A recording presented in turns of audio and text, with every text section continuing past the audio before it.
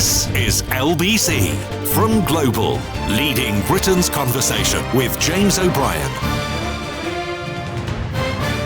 I hate it when this happens. I've changed my mind during the news bulletin about the topic that I want to start with. We'll get on to the Nanny State at 11 o'clock, the so-called Nanny State. This is, I think, a really significant moment in Keir Starmer's leadership, actually, and indeed in his attempt to secure government, because he is essentially, I think that what's interesting about it is that he's not, the people he's promising to help are not voters. The people that he's promising to help don't have votes. Kids whose parents haven't been, for whatever reason, haven't been fully sort of educated on parenting issues and child rearing, that they don't have votes, and their parents are measurably less likely to vote than other people. Keir Starmer is appealing to members of this country who care about people in this country less fortunate than themselves, and it's an absolutely fascinating political gambit. It is, of course, that simple. An appeal to people who care about others, who care about people less fortunate than themselves, and we will examine the reality of that constituency after 11 o'clock today. But I am going to begin again with the post office scandal. I wasn't expecting to. The inquiry starts again today. The inquiry. How long has it been going on for? How long's the inquiry been going on for? I mean, a long old time. I think beginning of 2022 or something like that. It's a stretch. I forget precisely. And I know someone there. They've never seen a camera crew before. They've literally never seen. Maybe a camera crew turned up on the first day. Today it's like the Oscars. There's more camera crews there than there are at the Golden Globe Awards. Absolutely extraordinary, and yet more evidence of this incredible. What's the word I'm looking for? This incredible sort of explosion of interest in this scandal, in this unfolding and continuing scandal. The latest evidence of it happened in the House of Commons yesterday, and it involved Rishi Sunak, essentially in response to a question from 30p Lee that was so bovine. It's a miracle he didn't moo while he was asking it. I mean, good Lord, I'm going to miss that guy. He's so good for business, isn't he? This sort of generation of super thick Tories. Did you hear Jake Berry getting himself in a right old pickle with Ian Hislop? Was it on Ian's show? Was it on Ian's show last? No, Andrew's show. No, Peston. It wasn't. For once, it wasn't one of our magnificent programs. Goodness me, they do bring an awful lot of joy to the national pageant, don't they? These no marks, but. I want to talk about this settlement, and I'm not quite sure why I want to talk about it, which is why I opened the programme this morning by saying I hate it when this happens. I hate it when I change my mind about what we're going to discuss without being fully clear on what we're going to discuss. I've just got a horrible feeling, and I want to know whether you do too. I've got a horrible feeling that a Prime Minister leading a party that's been in power for 14 years nearly, introducing some very sweeping and far-reaching legislation, potentially, as a consequence of the public response to a television programme, does not sound to me like a recipe for glory or success.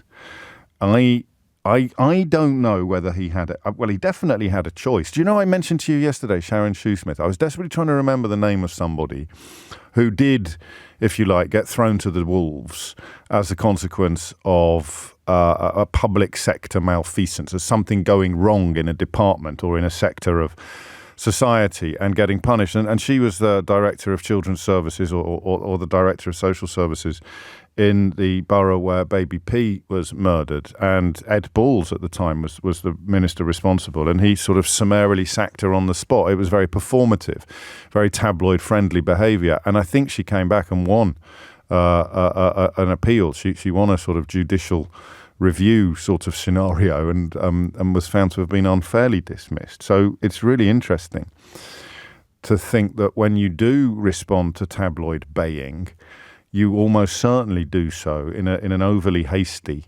and ill-thought-through fashion. So I want to know what you think about this post office settlement. And I don't know, listen, I've got no qualifications. I hope that doesn't come as a major shock to anybody. I don't have any legal qualifications or particular legal insights. I just have a horrible feeling That's £75,000 for every single postmaster. It sounds a little bit paltry given some of the stories that we've heard. That just seems to me to be proof that Rishi Sunak has done this in order to be seen to be doing something, as opposed to adopting a thoughtful and far-reaching and, if you like, watertight response. Some postmasters have already said that their battle will go on. They've been offered £75,000 in compensation. That's those who were hounded by the post office and had to pay back cash that they hadn't stolen. So they were already hugely out of pocket. These are the ones who were never convicted of any offence. Has Rishi Sunak got it right? 0345 6060 973. And listen, I want to spend a moment exploring the possibility that he really has, okay? Because we spend an awful lot of time on this programme putting the boot into this government, largely because they're so awful in so many ways. Even their own cheerleaders now are moaning about the state of the country. The bloke in the Telegraph who was cheerleader-in-chief for Liz Truss is using the post office story as somehow evidence of the country. But you sort of sit there and think, you were cheerleader-in-chief for Liz Truss, mate. Do you think possibly you might be one of the reasons why the country's in a hole at the moment? The country's in a bit of a mess. You've been shilling for Boris Johnson, shilling for Brexit, shilling for the Tories. You've been going into bat for all of these terrible things that have damaged the nation in so many ways. But you're using the post office scandal to claim that a sort of faceless establishment is responsible for all of Britain's ills. These are strange times indeed. So we do spend a lot of time putting the boot into the government. But I do want this to be a good move by Rishi Sunak. I would, not least for the postmasters themselves, but also for our mental health. It would be nice, wouldn't it, if the Prime Minister had got something right for once. But I'm going to have to say those words again.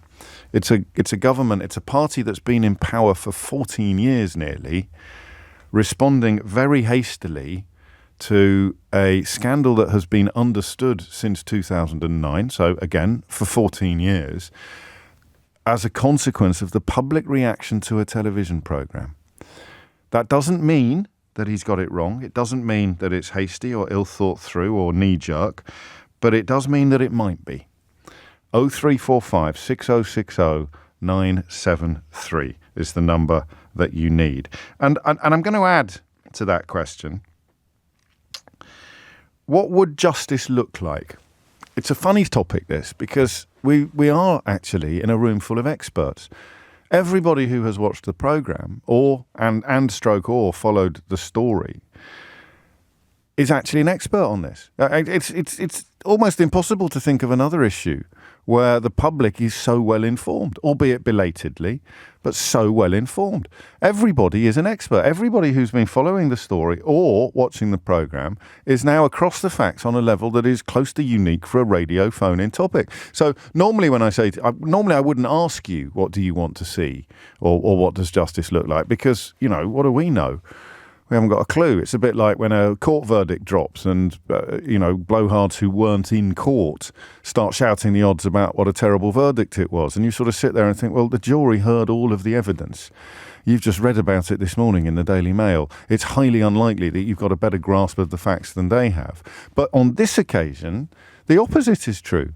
Everybody who has watched Mr. Bates versus the Post Office has got a really deep grasp of the facts. Everybody who's been following the coverage subsequently has got a really good grasp of what has gone on. For example, I'm already being corrected or educated on some of these issues. The 75 grand, Tracy, Leanne in Gateshead tells me, is only for the 555 in the GLO. If we want more, it looks like we will have to have our case reviewed. So no, Rishi has not got it right. We have known about this miscarriage for years and they have dragged their feet. So we're going to move today into the politics of it and the response and the question of justice. Has he got it right? 0345 6060 973.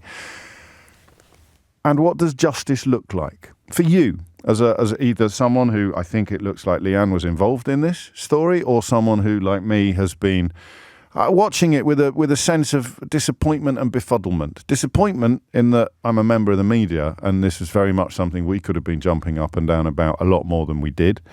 One day, when the dust has settled, perhaps we'll have a conversation about why we didn't. And befuddlement, because I still can't quite get my head around the fact that a story that has been in the public domain and well known and well understood for a decade and a half has only captured the imagination of the public and only prompted a government response as a consequence of a TV drama. And that's why I'm already wondering whether it's a mistake to be generous towards Rishi Sunak this morning. I'm definitely offering you the opportunity to tell me that he's done well, but I'm afraid, as a politician, responding to a scandal that's been in the public domain for a decade and a half simply because there's been quite a good drama on the telly, well, it doesn't necessarily fill one with confidence, does it? So those are the broad parameters of the conversation this morning, okay? We've got a fairly clear idea about what the first steps of the compensation will look like. The exoneration, I think uniquely in British legal history, it involves an admission that some people who were convicted of crimes they had committed are going to get let off as well, because it's the only way of quickly ensuring that everybody who was convicted of crimes they hadn't committed gets exonerated. But the question of what true justice would look like, and if you were caught up in this, if you were a sub-postmaster or family members were caught up in this scandal, what to you would justice actually look like? Okay? Donald puts it well. It's difficult, he says, because the victims need justice, but what they're getting is a Jerry Springer-style remedy to a really sensitive subject for which the government is fully responsible. The simplicity suits their modus operandi. Attempts to sort of pin it all on Ed Davey and Keir Starmer are in full swing as well, but I'm pretty sure the public are aware of who has been in power since 2010. And Private Eye started reporting on this story in 2011. Computer Weekly broke it in 2009. The timeline couldn't be worse for the Tories. But it won't stop client journalists trying to pin it on Ed Davey and Keir Starmer. We won't get bogged down in that nonsense. We instead will look at these two questions this morning. What would actual justice look like for the sub-postmasters? 0345 6060 973. And straight up, out of the blocks, what do you think of Rishi Sunak's move yesterday to exonerate everybody and offer 75 grand to the ones who have organised to complain about the fact that they were hounded to pay back cash they hadn't stolen and were therefore never convicted of any offence? Has Sunak done well? Or has he dropped another clanger? It's 10:16. James O'Brien on LBC. James O'Brien on LBC. Forgot to congratulate Carol. It's trending on Twitter. Congratulations, Carol. Carol Vorderman joining the team at LBC. God, we've been on a journey together, haven't we? Over the years. One of the best known and best loved broadcasters in Britain, signing for the radio station, and no one bats an eyelid. It's a perfectly logical appointment. 20 years ago, they were hiring complete non-entities like me to present the prestigious mid-morning slot. That is some journey, isn't it? From complete no-marks that nobody's ever heard of to one of the best loved and best known broadcasters in the country. And it's, I don't do this very often, but it is a testament to the talent of the people that run this place that we have, no, not you, Keith, that we have ended up in this sort of situation. If you haven't caught Carol on air yesterday, you probably don't need me to tell you that she is an absolute natural, but also a really, really good fit for us at LBC. I wouldn't mess with her. I wouldn't mess with her for all the tea in China. It is 20 minutes after 10, and there's something that's sticking in my craw about Rishi Sunak's move yesterday, but I am conscious of my own innate biases. I think he's awful as a Prime Minister. That's not an opinion, that's just counting. But it doesn't mean that he's got this wrong. I just need your help, really, in working out whether or not I am responding in my own knee-jerk way to his knee-jerk response to this story, or whether actually it is suboptimal behaviour regarding the sub-postmasters. Kwame is in Hackney. Kwame, what would you like to say? Morning, James. How you doing? I'm pretty good, mate. What's on your mind? Yeah, just like my previous call when I said about the appointment of 30p Lee was kind of like playing 3D chess. This is the exact same tactic from Rishi Sunak. he believes that he can use this as a way to win the working class vote as well. Because look at me, I've helped. Please don't mention the fact that my party had a decade and a half to do this and only got around to it in January 2024. Exactly that, especially when he's been overseeing the Fujitsu contracts. And he's trying to shift attention away from what's been going on in the Conservative Party lately with the Home Secretary's comments. I mean, crikey, he should have been fired. You mean the Rohitma? Well, that ship has sailed. The news cycle's a funny thing, isn't it? But fish and chip paper tomorrow, headline news today. Now, you could be suffering from what I worry I'm suffering from, Kwame. And, we could both. You've got a problem with this government for obvious reasons, a problem with lots of people in it for obvious and well-documented reasons, but it doesn't mean that what they did yesterday was the wrong thing to do. What, for example, could he have done instead? Well, what could have done instead is that in regards to the situation, very early on, when it came out, I think you said this has been going on for 20 years. And actually, was it 2018, 2009, the story broke in Computer Weekly. 2011, Private Eye picked it up. And shortly after that, Nick Wallace got stuck in and stayed with it like a dog with a bone for until today. I think you said from 2019 the police got involved. I don't remember, but just vaguely from yesterday, your comments yesterday. 2019 was when the judgment came in that people had been... Even from there. And for you to say that you can deduce what kind of compensation can be paid to these people within a week, I think that's very reactive. It's just not proactive at all. Yeah, he's just using this as a political scoring, just especially now when you heard Keir Starmer announced some of these policies in regards to what he wants to do for some of the working class people. And again, like you said, he's not looking to win those.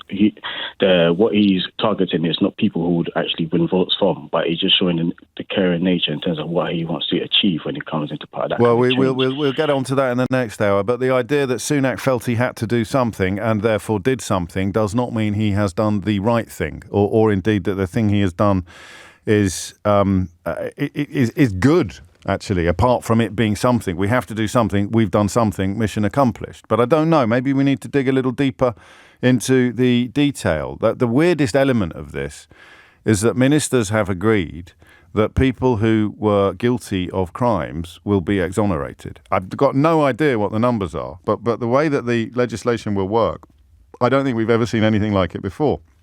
It will be a mechanism that declares anyone who has been found guilty of a post office scandal-related offence during a specific time frame, so they'll put dates on it, will have their conviction quashed the minute the ayes have it in the House of Commons, effectively. Unless my constitutional understanding of the issues is askew, in which case you know what to do, 0345 6060 973. The minute the ayes have it in the House of Commons, everyone who has been convicted of a crime related to the post office scandal between 2000 and something and 2000 and something will be immediately exonerated, including people, uncounted people, who did actually steal money or commit crimes. That's mad. But again, I'm not sure that I could now explain how things could have been handled better. These people deserve justice. Justice delayed is justice denied. The only way they can get justice ASAP is by including people who are guilty of crimes in the mass exoneration. I don't know. I just think it's interesting and a little bit troubling. Kwame seems troubled as well, although I'm sure he won't mind me saying that neither of us have managed to fully articulate the source of this discombobulation. 10:25 is the time. Patrick is in Lambeth. Patrick, what would you like to say? Hello, James. Hello. Hi. I've been following this whole saga for a number of years now, and I wanted to pick up on a point you made. Is why has it taken this programme to suddenly get politicians' attention? I mean, I remember watching a Panorama documentary back in 2015 presented by John Sweeney, where he laid it out very clearly in a way that you and I could both understand in the context of what's being discussed today. Yes. So why did nothing happen? Well, let me think. We're coming into a general election year. Rishi Sunak is extremely unpopular in a personal sense, and his party is on the floor. So, this is probably a way to be seen to be doing something to look prime ministerial and to hopefully, you think, earn a few votes or at least change the sentiment, the mood music. You put me in a very unfamiliar but not necessarily uncomfortable position in that I am giving him the benefit of the doubt on this. I don't think... Listen, there'll be some cynical calculation involved. Of course there will. But even if he was absolutely acing it in the polls, even if he was odds on to become... to retain the keys to Downing Street come November or whenever the election is, even if he was the most popular Prime Minister in the history of polling, Patrick, I think he still would have done this. Well, one hopes that the obvious rights that need to be awarded to the affected individuals would mean that he would. Yes. But I do think there's probably added impetus because of the situation we're currently in the political cycle, and in particular, where he and his party are located in the polls. Yes, so, I don't think we're arguing. So I can accommodate what you've just said, but it doesn't mean what he's done is the wrong thing to do. And I have concerns like you about the proposal that appears to be putting forward. I haven't had a chance to look at the fine print, but I am a lawyer, and the lawyer in me naturally dislikes any attempt by Parliament to overrule judges' decisions. But equally, I understand that the driver here, which I do accept is really important to the individuals, is the fact that the courts are so slow, and at the moment they're in a parlous state. And I would say and he can't say that, can he? He can't say. No, one of the reasons why we're bringing in such a blunt instrument is because we've provided over an absolute collapse in the criminal justice system over the last 14 years. Which goes back to when Liz Truss was Secretary of State for Justice, by the way. That's when a lot of courts started closing. And I know long before any lockdowns, just in case anybody's falling for that baloney. Correct. So, I mean, the criminal justice system is in a very dire state and can't cope with this extra volume of appeals. I think the actual way in which we look at appeals... Actually. Yeah. I think the actual way we look at criminal appeals is wrong and needs to be rethought. But can I just say one thing? I mean, this proposal, and it may be ultimately the best way of exonerating the guilty people at speed that can be come up with in the current circumstances, it's only a little piece of the jigsaw, because if you are one of those individuals, you're going to want a lot more. You're going to want to understand what was going on at Fujitsu, what was going on at the post office across a period that spans into 2 and a bit decades of time. Yeah. It's not all about Paula Vanells. It's not all about Ed Davey. There were lots of people in post at relevant times when things were happening. And we're only going to get those answers through the public inquiry. Now, the problem with that is that although those processes are quite good, they take forever. They certainly do. And where I'm at the moment is we need to think about whether there's a better way of getting to the bottom of these scandals. But I take heart from one thing I heard recently. That is that Baroness Hallett is going to publish some interim findings this summer in relation to the COVID inquiry. Yes. So maybe there is a way of making the system of public inquiries work better through this sort of idea of interim findings coming out, where they just take a very phased approach. And of course, by the time they come out, sometimes the public interest has moved on wrongly, but inevitably, and the reaction, therefore, or the response, or the clamour for justice will be more muted. Patrick, I am out of time, but I sense you haven't finished. Can you, given that you're a lawyer, I'm going to invite you to offer your closing remarks in a single sentence. So good start, but much more needs to be done. Look at that. It's coming out to 10:30. Dominic Ellis is here with your headlines. James O'Brien on LBC. James O'Brien on LBC. 33 minutes after 10 is the time. We made a little list yesterday of perhaps comparable scandals, or scandals that had a similar feel to them, Hillsborough and Grenfell being in the forefront of our minds. The more I thought about it, and I did so after the programme, prompted in part actually by then hearing Amelia Gentleman, the rather brilliant Guardian journalist who did more than anybody else to drive the issue into the public consciousness. The more I thought about it, the more I thought that Windrush is probably the one that ticks the most post office scandal-shaped boxes in terms of the obfuscation by authority, the penalisation, is that a word? The penalising of completely innocent people, the lives being turned upside down, the endless horror, the anxiety dream nature of that David and Goliath or Kafkaesque battle with bureaucracy. And I noticed the Windrush Lives Twitter account, which I heartily recommend, has just published a lengthy and rather excellent thread on precisely that point, drawing precisely those parallels, and indeed mentioning Amelia Gentleman and Nadine White, of course, who also covered this story when the rest of us were lagging a little bit behind the curve. But you're looking at it's a long old thread, 20 odd individual tweets, but if you have a proper look at it, you'll appreciate that it would be talking about things that the government could do to get ahead of the Windrush scandal. It could be 10 years, perhaps, before the full horror of what happened there is completely understood. It might take another TV drama, perhaps, to achieve it, but on we go. And I am in the unfamiliar but important position this morning of giving Rishi Sunak the benefit of the doubt. I don't think that he has done what he did yesterday because of his electoral woes, because of his dismal poll figures. But I do think he might have done it because he felt that he had to do something. And the idea of a bill passed in Parliament in full knowledge that it will exonerate some guilty people is troubling. But maybe it is a price worth paying to exonerate all of the innocent people. And then, of course, there is the problem of the compensation, the compensation for people who were not sent to jail or who were not convicted of any crime. They've been offered just £75,000.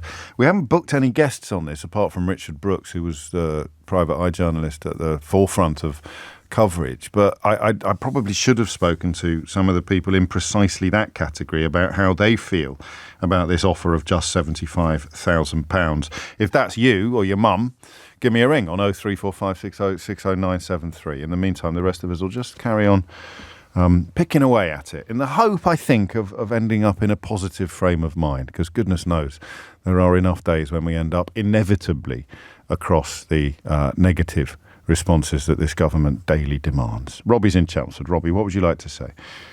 Hello, James. Hello. I'm firstly absolutely delighted that you're still talking about this and that you changed your mind. There's no point having a mind if you can't change it after all. But I am uncharacteristically nervous, so please bear with. Of course I will. I've been waiting to call on this, and it's the perfect time. I'm so passionate about making sure that the postmasters individually get their justice. There's a very powerful walk around on Newsnight last night where each of some of those have had some of the worst injury possible to their lives, tell their story. And I come at it from the perspective of them, really, because they are the ones who need justice. And the majority of them, from what we've been hearing across various segments on LBC and the other media, I don't think they are happy. They don't feel the need to just kneel down and say, oh, thank you very much, Mr. Sunak, that's brilliant. I will give the government credit in that, like the rest of politics, they have, first point, acknowledged that there needs to be an urgent expediency,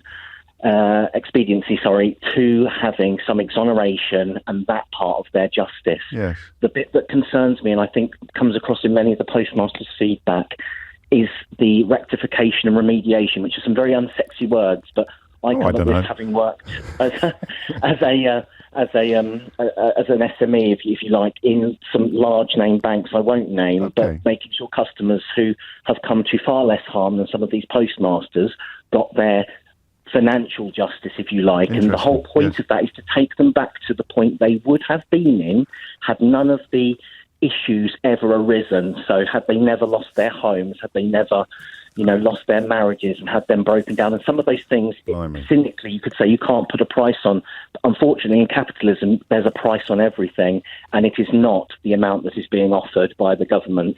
So I think, as I said to your producer, my concern is the people who want proper fiscal justice even will have to go through years and years when this has inevitably moved off the front pages, and they will be forgotten in their fight unless there are champions for them. And that's a really important point, and it ties in a little bit with the allusions to Windrush that I made just before you came on, because that's another very good example of the spotlight moving on, isn't it? How do you think, drawing on your professional experience, Robbie, how do you think they settled on £75,000? I've no earthly idea, honestly, James.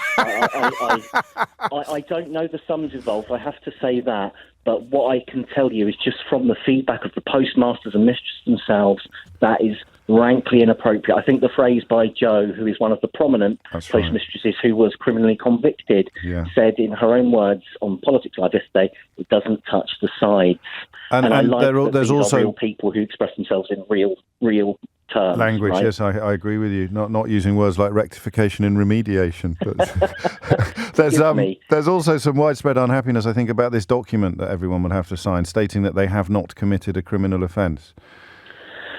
I'm less animated over that, but I can completely understand, having watched the drama and what they've already been through, why they might view that quite cynically. These people, in some of their interviews, what's come across is the deeply embedded mistrust with not just, the governing party, but all parties, all institutions, the people that have wronged them. And my last point, if I may, James, I know your time is precious. Wow. My last point would be... my last point would be that there is no justice without accountability. Yeah. And without sounding mean, and I will not name names because I'm not an expert on all of those, but there must not, and I worry, this is my cynicism, I worry that they want this to move off the front pages and the money to go into people's accounts so they can say, job done, move on, let's not talk about any of our probably start boasting about anymore. It. Probably start patting themselves on the back and doing a lap of honour. I mean, you're right to remind us what some of the key players have already said, and Alan Bates being the most prominent player on the front page of today's Daily Mirror. Mr. Bates, it's not enough. That is his response to the announcement by Rishi Sunak yesterday that hundreds of wrongly convicted post office staff will be cleared with compensation from £75,000. He said it's not enough to cover the trauma. And Robbie was a really helpful caller, wasn't he? Because that there are things you can't put a price on. Money helps. There's a remarkable story today of a family whose son was killed in a helicopter crash in the Grand Canyon, receiving $100 million in compensation. I don't know if you're familiar with the Monkey's Paw, the W.W. Jacobs play, but that is a sum of money that you would dream of, but not under any circumstances would you want to receive it at all if it involved the death of your son. But they put a price, is what Robbie just said. It does. You do have a price on everything.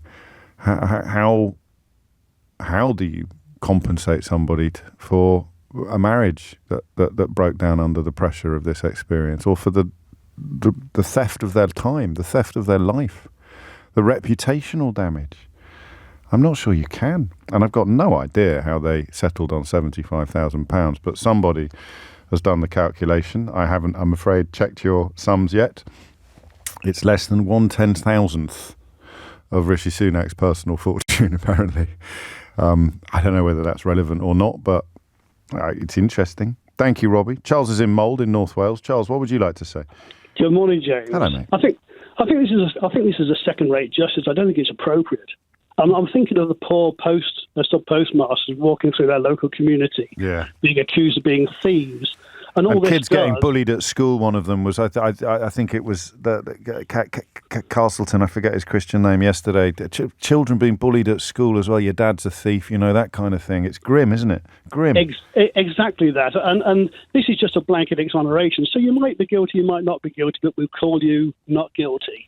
And so in the local community, they'll be thinking, well, okay, you're not guilty. There's no smoke without fire. There's no smoke without fire, but did you really do it? And it's, I feel very, very sorry for the sub-postmasters being in this situation, and it's almost a bit as if they're forced into this. But really, there should be some sort of fast track. I know this is dreaming the impossible. Fast track through the Court of Appeal.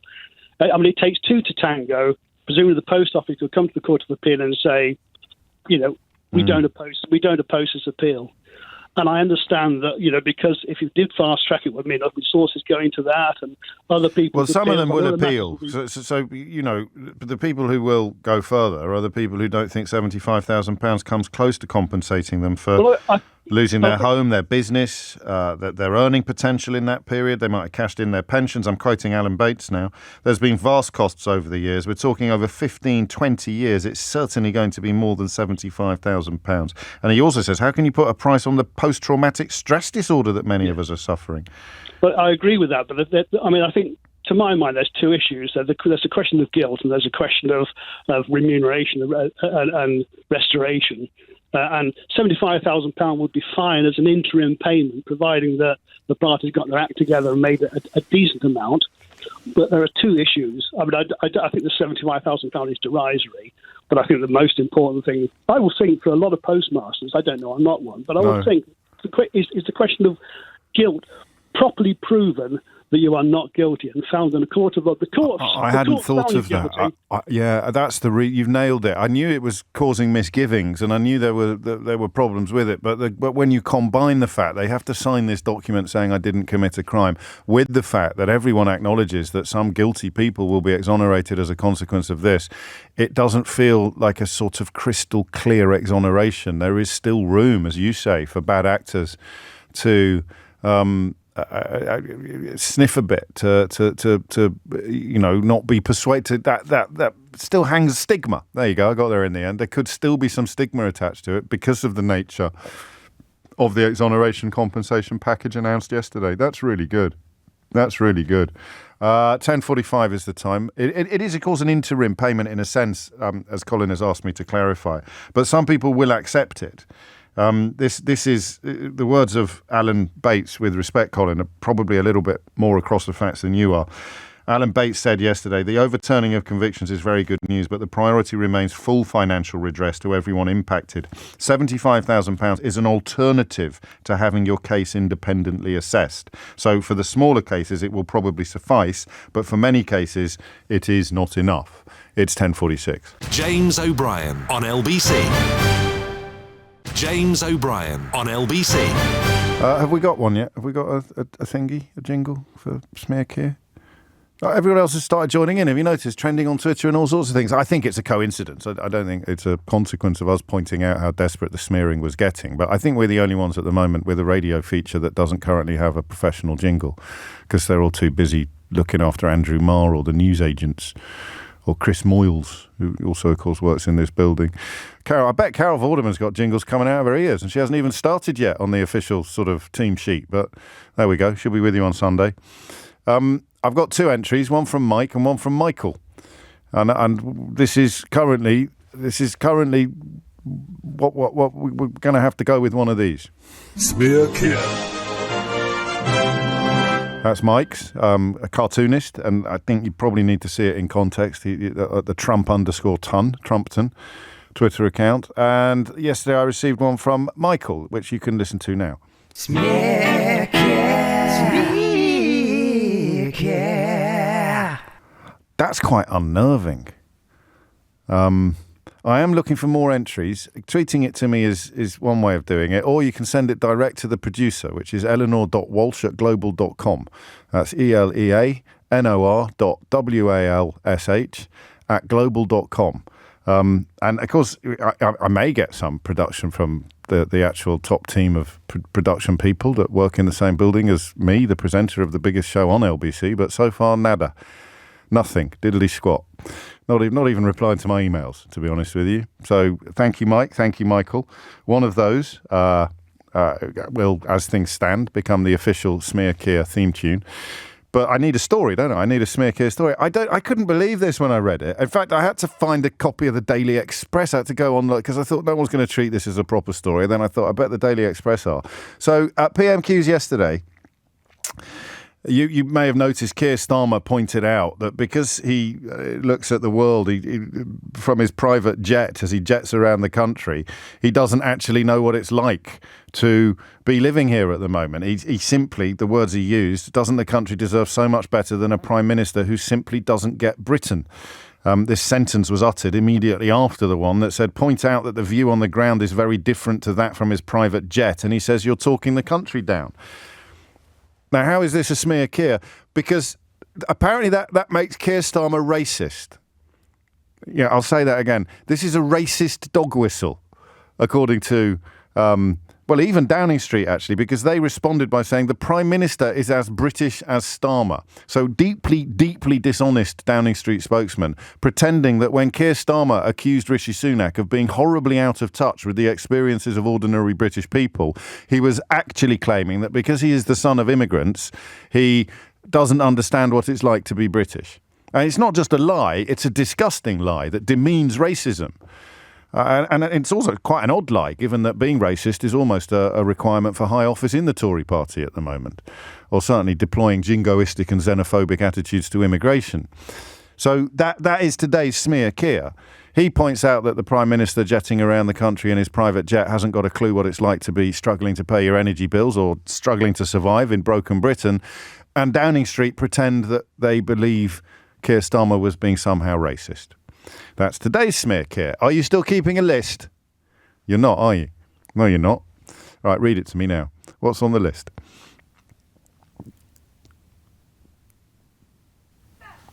Donkeyfield, Curry, being a lawyer, ode to joy, death penalty, accidentally says he has 2 sons on Sky News, helped his sister buy a house. He's a racist because he said Sunak doesn't get Brits. It's getting good now. We're going to be in double figures by this time next week. But of course, we probably won't have a jingle. Alison's in Crawley to steer us back to the Post Office compensation scheme. Alison, what would you like to say?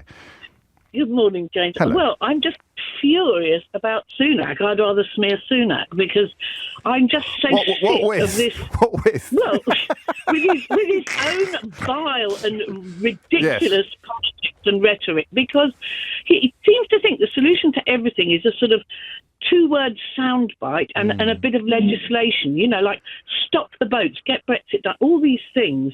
Well, get Brexit done was Johnson's nonsense, not Sunak's nonsense. Fair enough, but it's the direction of travel, isn't it? So now he thinks he can sort of solve immigration by bringing in a law to make it illegal to come in on a boat, or whatever. And you just think, no, you need to sit down and look at the problem in its entirety and work out a solution. And it's the same thing here. What he's done is jumped on a populist bandwagon and said, oh, right, we're going to quash all the convictions. Well, actually, these people haven't done anything. They want their sort of day in court, as it were, as been said earlier. They want to be personally exonerated. They don't want to be tarnished with, I wonder if she did, though. No, I hope that. Well, Robbie raised that. Well, no, it wasn't Robbie, was it? It was the last caller raised that point. I hope he's wrong, but you know what people are like, accepting the invitation to hate on anybody, really, let alone sub-postmasters. They can hate doctors, they can hate sub-postmasters. Go on. If it was you and your children had been bullied in school because you'd stolen from the community, and what have you, you would want absolute clarity on that, wouldn't you? Do you not think? I do not think they get. Well, no. I mean, they're pretty close to clarity, but what would absolute clarity look like on this? On your individual case, you would want someone to have... Well, I think they still have that choice. They still have the choice to pursue an individual case, but a lot of them have spent 20 years. They'll just be taking... Exactly. They need that taking off them. They need every individual case to be reviewed. They don't need to be fighting to have that done. They need to be having a commitment that will be done on top of compensation. No, I don't know what's happening to your phone line. You're not down a mine, are you, Alison, again? No, I'm afraid I am outside B&Q, but I was so mad driving along listening to you that I never call you from the car, but I had to. Well, I'm very grateful. What are you getting in B&Q? What are you buying today? Well, I'm just getting some paint. Right. Are you going to get it made up, or are you buying the ready-made stuff, or are you going to go to that zizzy machine where they mix it all up for you? No, straightforward, pure brilliant white, whatever. Fantastic. Be careful though. Pure brilliant white shows all the dirt, shows all the stains. It's a very unforgiving shade. Alison, take care. Happy painting. 10:56 is the time. I see the figure I think we're missing is 3.6 billion. The 3.6 billion pounds in contracts, in government procurement contracts that Fujitsu received after the December 2019 ruling. This is the point, the ruling that Kwame was referring to at the very top of the programme. That was signed off during Sunak's time as Chancellor and now Prime Minister. So since that December 29 ruling, Fujitsu have received solo or joint public sector contracts worth £3.6 billion. I was surprised Starmer didn't go in with that yesterday. 10:57 is the time. Chris is in Cowbridge. Chris, what would you like to say? Hello, James. It's good to talk to you. Likewise. I come from a point of view, I've got no skin in the game on this. I watched the whole series. I binged it last night, and I was sitting there sobbing my eyes out. Yeah. It really got me. And so joining this conversation today and reacting to what Sunak's done, I think he's done the wrong thing for the right reasons. Okay. He's trying to put a wrong right the best way he knows how. I'm not a fan of Sunak. No. I'm really not. However, I think as a human being, he's trying to do the right thing with the strings that he can pull at his disposal. However, like with many of these sort of quick fixes, I think it's not thought through enough. And I think if it was me, and I'm trying to talk from my point of view, if I was wrongly accused and convicted of a crime I did not commit, I would not want some sort of, I don't know, highfalutin wave of a hand, oh, you're all free, you are all good to go. I would want, well, hang on, you publicly humiliated me, trashed my name, trashed my life, I lost my house, I lost my savings. I want to be told I'm innocent. That I think is, and the only reason I'm cutting you off in your prime is because I think that there is someone almost in that category or close to that category waiting on the line. Shall I talk to Charlotte now or shall I talk to her after the news? On the other side of the news. I will. Charlotte, don't go anywhere. I'll come to you immediately after the latest news headlines.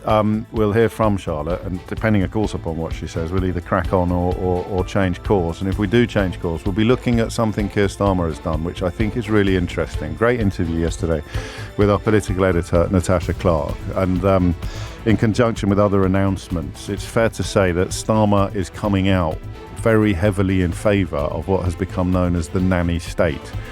You consider that senior Conservatives like Jacob Rees-Mogg still have their childhood nanny looking after them. She went campaigning with him, I remember, when I was a gossip columnist and he was trying to become an MP. He took his nanny on the campaign trail. How they simultaneously argue that the nanny state is a bad thing, I've never quite understood, but this could be really big, I feel. James O'Brien on LBC. 3 minutes after 11 is the time. On with the conversation about compensation. Oddly enough, we've sent Henry Riley down to the Post Office inquiry today. I think that might be the first time we've sent anyone there, which is indicative perhaps of the astonishing turnaround in the levels of interest in that inquiry prompted by that TV programme.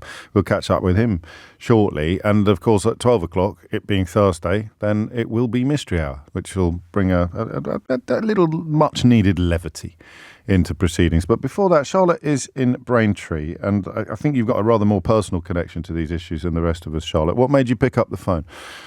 I've only caught the last few minutes of your programme, to be honest. My dad listens all of the time. Well, give him our love, won't you?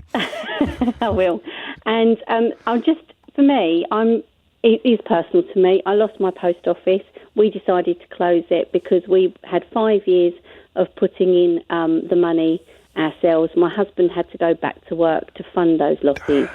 And we had a vicious cycle of taking the money out of the till of the shop to pay for the shortfalls. So then when it came to buying stock, we couldn't buy stock because we didn't have the money in the shop. So we had to get high value credit cards, and we dug ourselves a massive hole. And went to our parish council and said, look, we're in trouble. We don't know what to do. We've got no more credit facilities. We're going to have to close the shop and post office.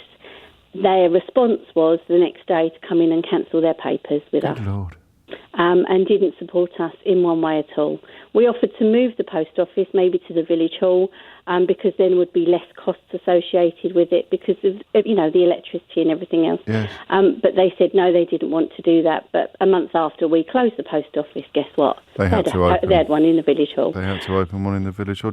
Let me take you back, if I may. Yes. To what were you hoping would happen as this went on? Because when you first decided, and no doubt you and your husband talked about it, and one of you said, well, we're going to have to make it up out of the shop takings, aren't we? We're going to have to make up the post office shortfall from the shop takings. And you couldn't actually at the time see any other option. But you certainly weren't expecting that to go on for 5 years the first time you did it. No, the first time happened for me within the first couple of months of taking over the shop. And it was a different role for me completely. Right. I thought I was incompetent. I thought I didn't know how I was doing my job, and the helpline told me that. I met somebody who lives local who works for Fujitsu. Right. He told me I was incompetent as well. Good Lord. And actually, I'm quite a bright woman. Yes. But then maths isn't my strong point. I always hold my head up for that. Okay. And I thought maybe I was doing it wrong. And what sort of sums were we talking about, Charlotte? £400, £500, a few £100 a time. There was one month where I lost all of my salary because someone said to me, don't take it out of the shop, don't pay it cash, get it done through your salary. You've got a paper trail then. And that is the best thing someone told me, because when it came to going through the shortfall claim scheme, which I was able to do, I could prove that, but only for the last 2 years. So we lost 3 years. They never looked at that, because when we closed, they took all of our paperwork back. And carry on. Sorry. The day we closed, they came in and did an audit. Our books were balancing the day before. When we came, oh look, there's another £1,000. Good grief. Another £2,000 we had to pay on the day. It's just disgraceful. So, I mean, everyone else has been watching this drama with their jaw on the floor. You must have been watching it in rather a different condition. My husband and I, we watched it. We've been away, and we came back and we decided to watch it in one day. Right. And we were left bereft. We cried the whole way through, and we were so angry that this was all going on when we took on our post office. No one said anything to us. And just left devastated. And it's not until today that I actually feel, okay, I can get on with the rest of my life now. Gosh. Because this last week it's made me so angry. And no one will say sorry. Well, that's what I was about to ask you. There's two things. No one will say sorry. And also, I know a lot of people were told that they were the only ones that this was happening to, which must be extraordinary. Now you've seen the full scale of the scandal. Absolutely extraordinary, yes. And I never signed up for the unions. I just kept myself to myself, so I never got wind of what was going on. Right. So I just thought we were there in our little village, and I was making mistakes. They told me my staff were stealing from me. I didn't question my staff because I knew them better than that. Oh. But I did work every single hour in the post office for a month. And there was still money gone missing, so I knew that I hadn't taken it. So there was no other way than it just being a computer. Incredible. And what about the community at large? We had a caller earlier. You probably didn't hear him, suggesting that even now there will still be some people in some villages who sort of subscribe to the no smoke without fire school of thought. Absolutely, yes. We stopped going out locally. Because of the dirty looks and you shut the shop, I can't get my milk anymore, and just the vindictiveness of people. And people I thought were my friends really turned on us for no reason at all. Now we can go out, but still some people will not talk to us because we shut their shop. Good Lord. And I mean, so it's slightly different, isn't it, from the stigma of people thinking that you'd committed a crime, which is what other people have. But you couldn't keep the shop open because you couldn't afford to subsidise the post office we software. Asked for help. No one would help us. Oh, no Charlotte. one would listen or understand that it wasn't our choice. My husband's family started the post office in our village. It was not our intention to close it. And then they put a community asset value order on our house. So that just further put the nail in the coffin for us. Oh, I'm so sorry. You didn't deserve any of this, did you? So, no. I mean, what was the toughest bit of all of it, do you think?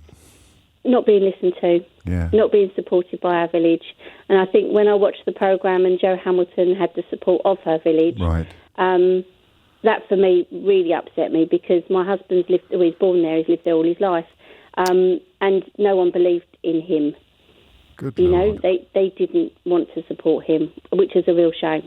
Well, it is, and you can never get that back, can you? That loss of faith. No, you can't. You can't get that back. That loss of, we've not been part of any community events because we've not felt comfortable. Our son didn't go to the local school in the end because he was bullied. He was 8 at the time, right. And he would saw someone in the street and he'd say, "Oh, hello, Sonia," and she'd say, "Oh." And she'd just look at him up and down and just walk away. Oh. And he said, "Mum, why doesn't she talk to me anymore? I used to serve her papers on a Saturday."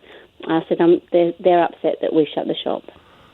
And what you remind us of as well is that the stories that go beyond the ones that are covered in the drama, the stories like yours, where you weren't arrested or convicted, but your life was absolutely ruined.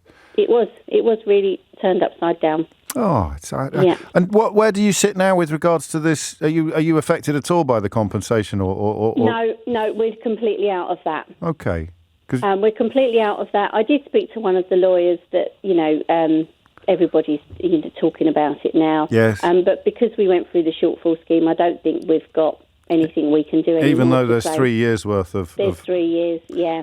And, I don't know if I've got the energy. No, I was about to say, you'd have to gird your loins again, wouldn't you? Strap on your armour and get out there.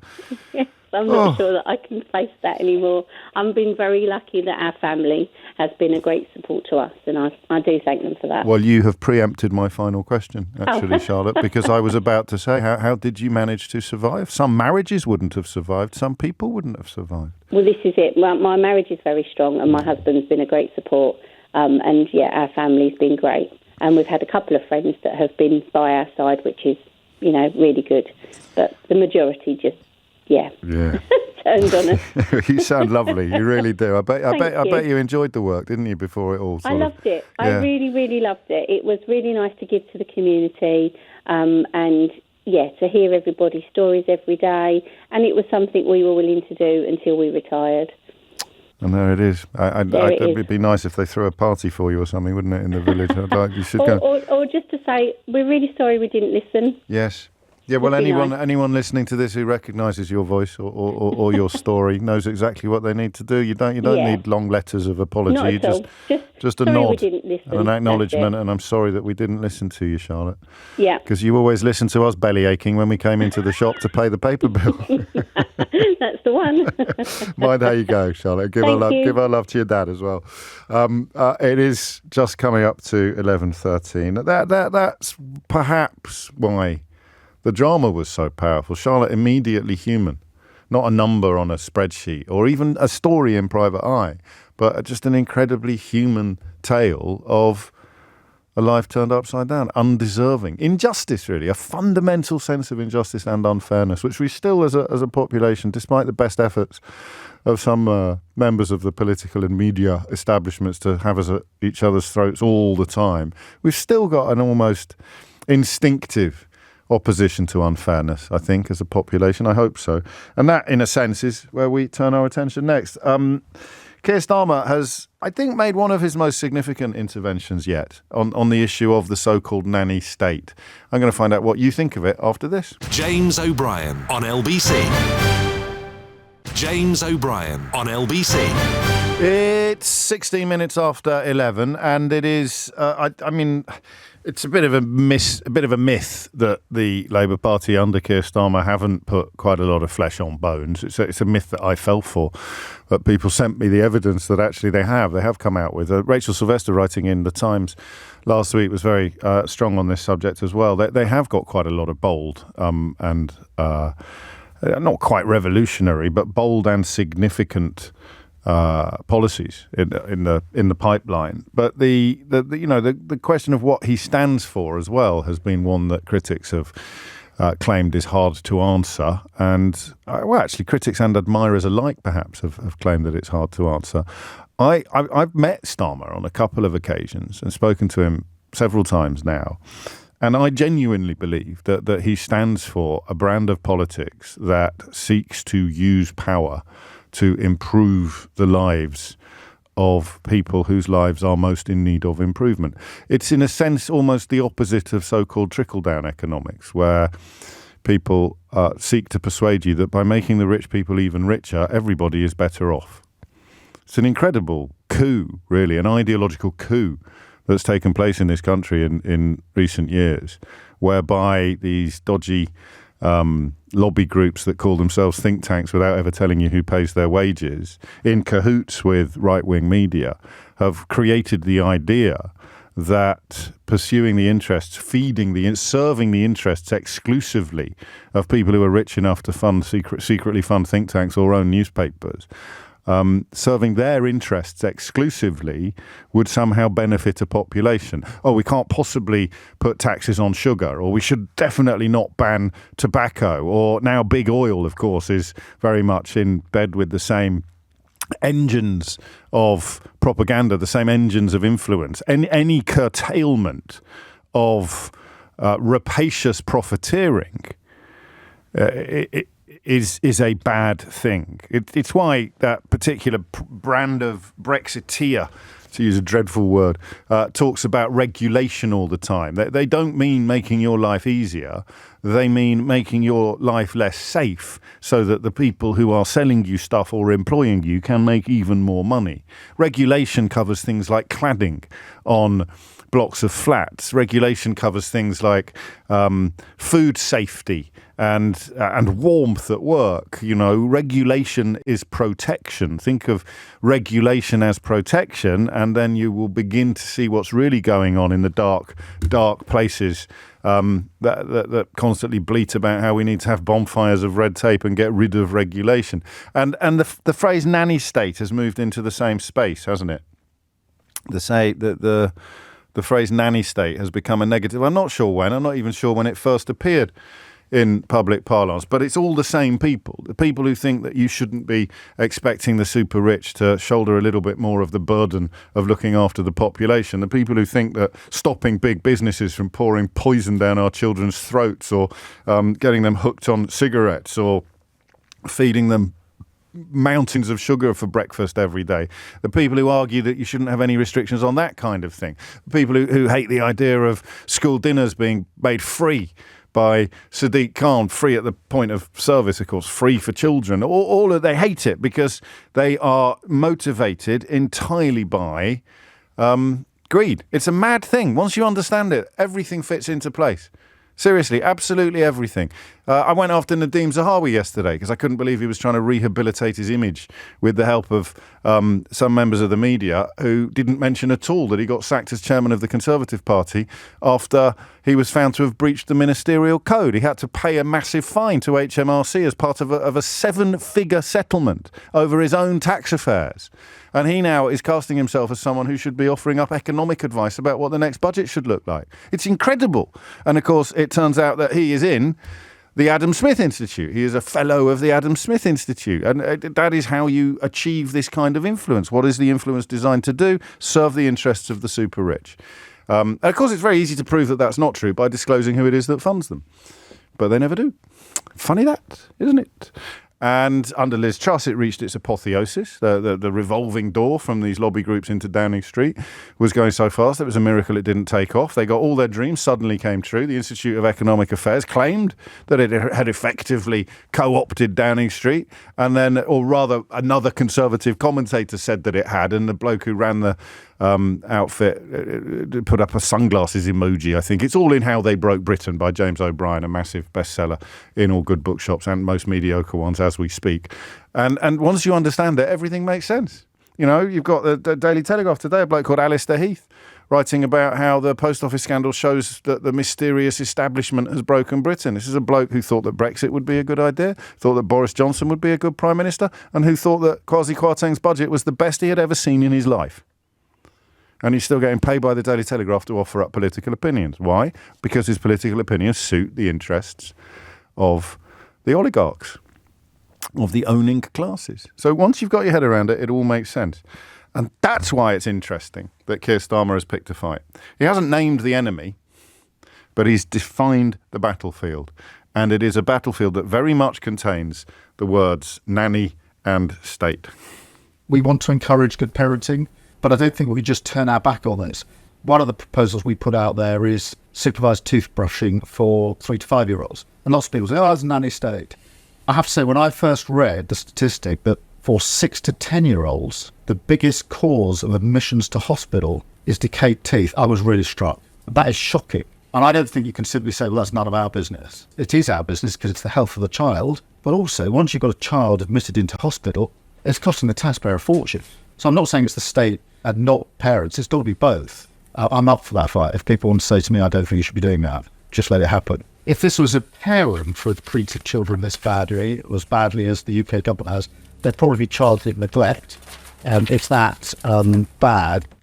It's really interesting, that clip. That's Keir Starmer in a broadcast exclusive there with our political editor, Natasha Clark.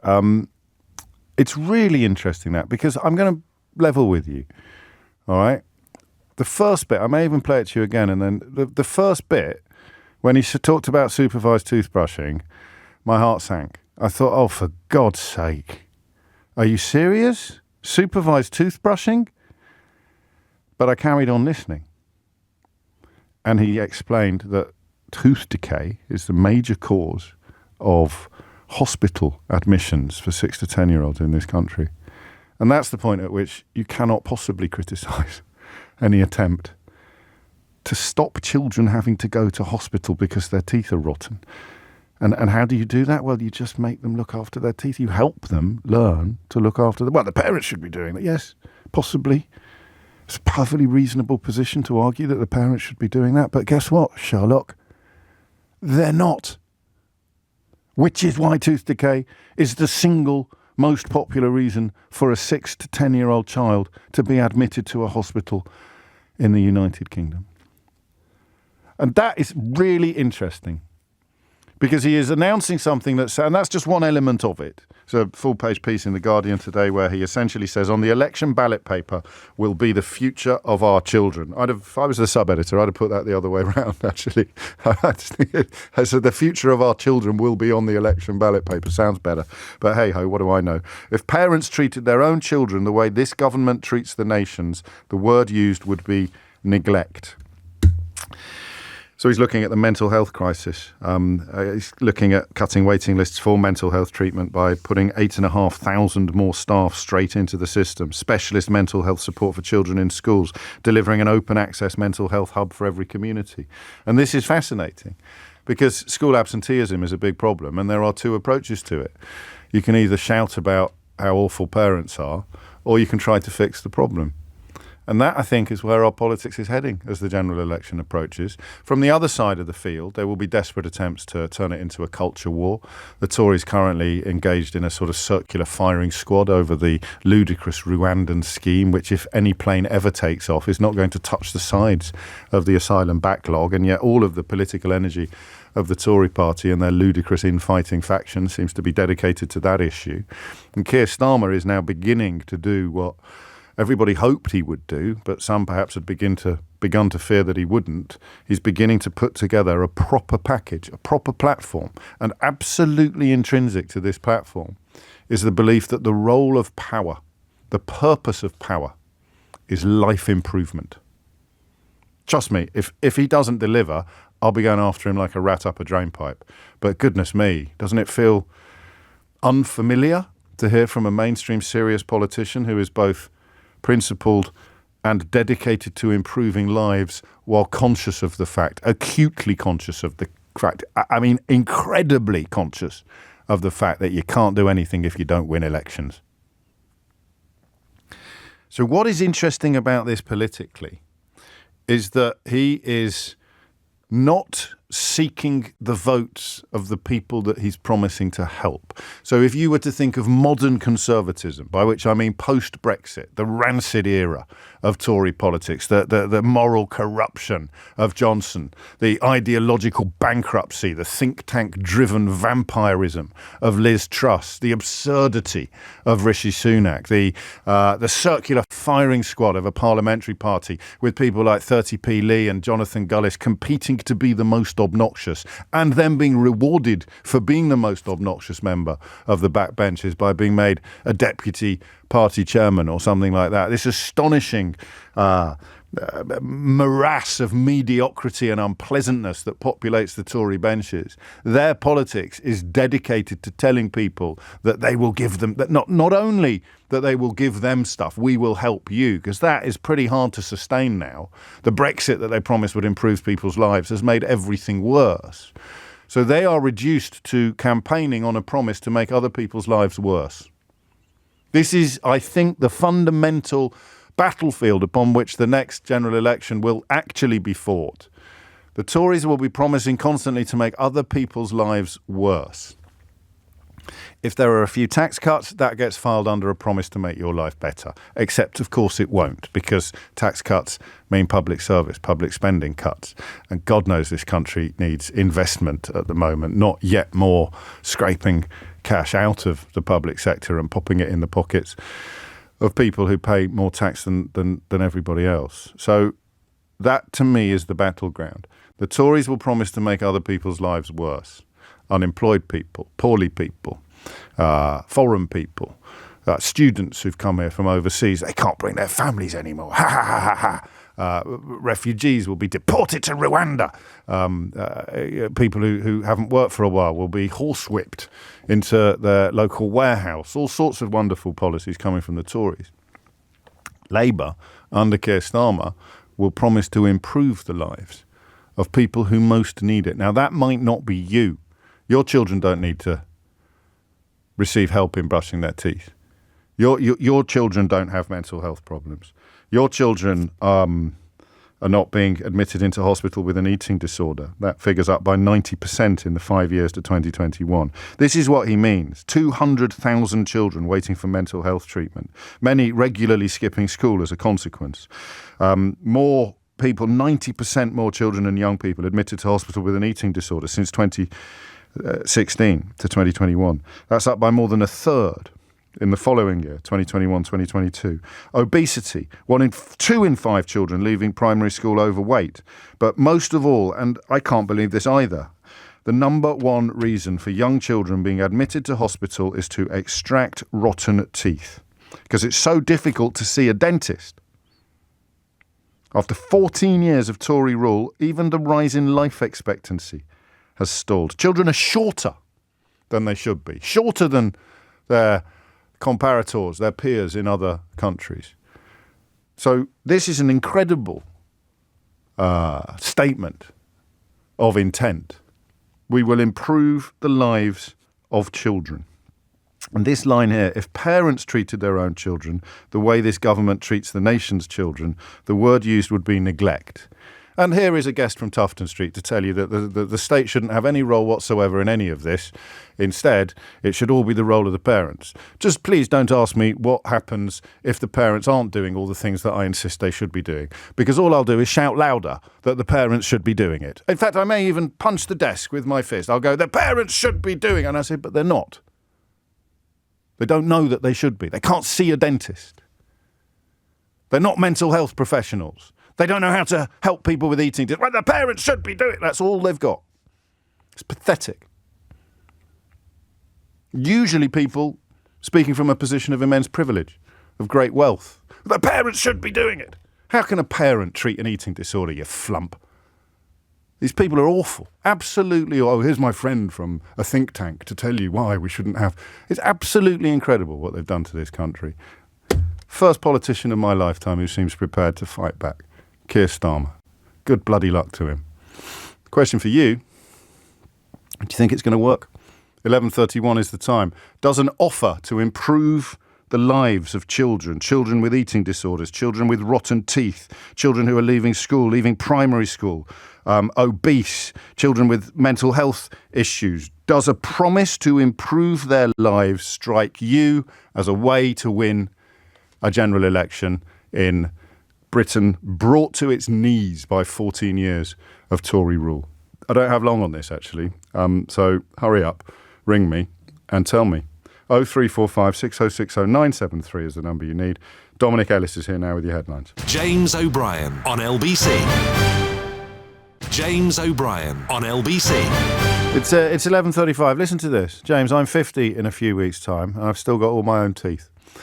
I grew up in a deprived area. When I was in infant school, we had the school dentist come in twice per year. Remember, this is 50, so this is the 1970s, early 80s. School dentists would come in twice a year. They'd check our teeth, give us lessons on toothbrushing, even hand out free toothpaste and toothbrushes just in case we didn't have them at home.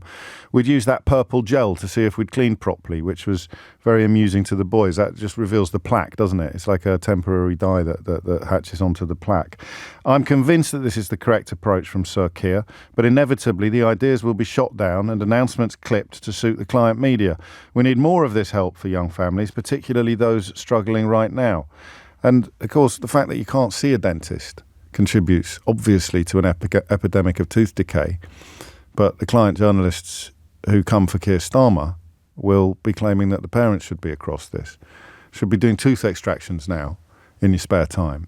But is this going to work? I love it. But at the beginning of the last hour, I told you that perhaps my own leanings make me see almost everything Rishi Sunak does in a negative light. I do not want to suffer from the opposite of that condition whenever we come to Keir Starmer, which is why when he said we're going to have supervised toothbrushing, I thought, oh, you silly man.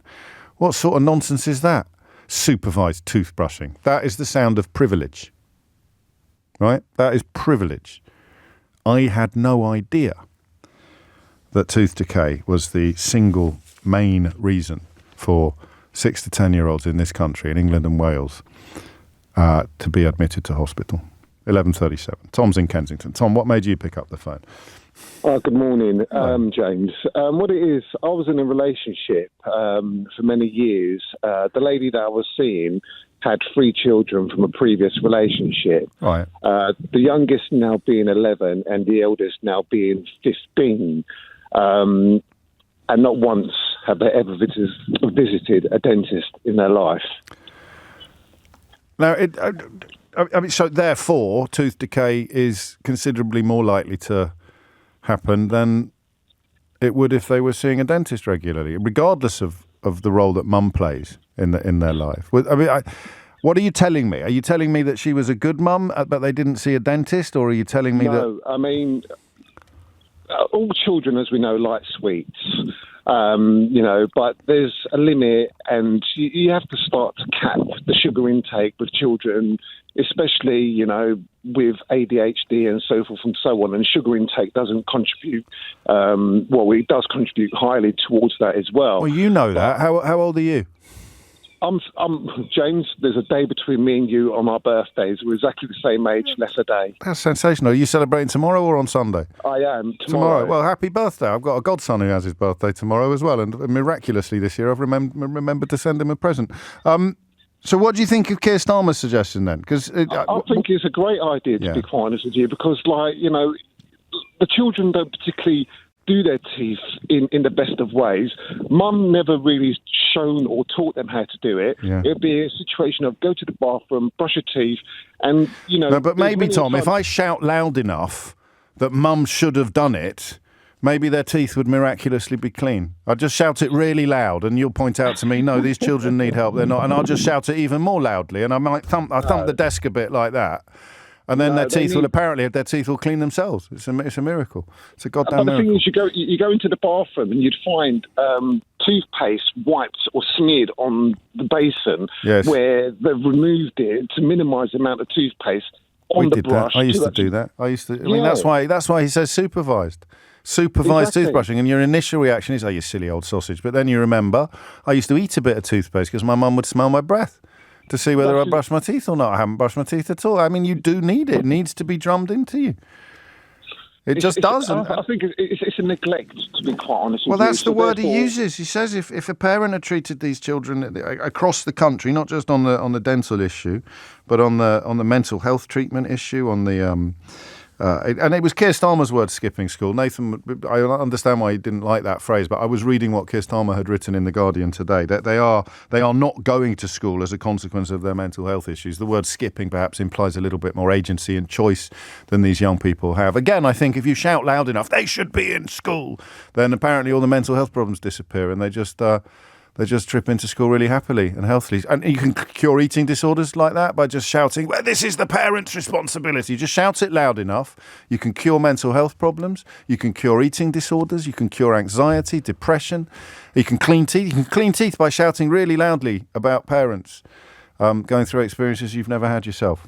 Tom, thank you. Monica's in Deptford. Monica, what would you like to say? Hi, James.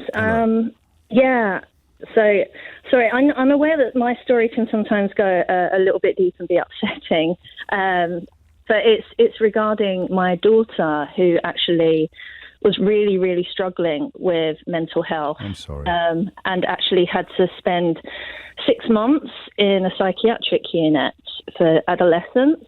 And that the reason I've called is because Keir Starmer is hearing what I heard you say today about what he plans. Yes.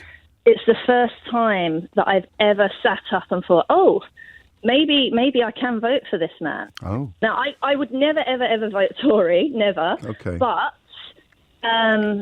he's just been so kind of weak with everything. There's never been anything from Starmer that's made me go, oh, this is really, really good. until today, when I thought, actually, this could have made so much difference to our family if this came in before now, because we have been through absolutely unimaginable heartbreaks. Yes. And, you know, this child, we ended up taking her out of school because the stress was just so much. And then we were begging CAMHS for help. Yeah. And CAMHS actually said to me that we're really sorry, but our waiting lists are so long that we can only treat the worst case scenarios. And that with the appropriate warning or trigger warning or whatever you prefer to call it, the worst case scenario is an actual attempted suicide. Yes, it's turning up at A&E with a child who is at death's door. Yeah. And that's where we got to. That's not the fault of anybody who works for CAMHS. No, I really want to stress that. I know they want to do their job, but they can't do their job. In fact, it's crushing for them. I think I wouldn't be surprised if some of them have got PTSD, because the horror of going into a profession to help and finding out that you can't must be immeasurable. Yeah.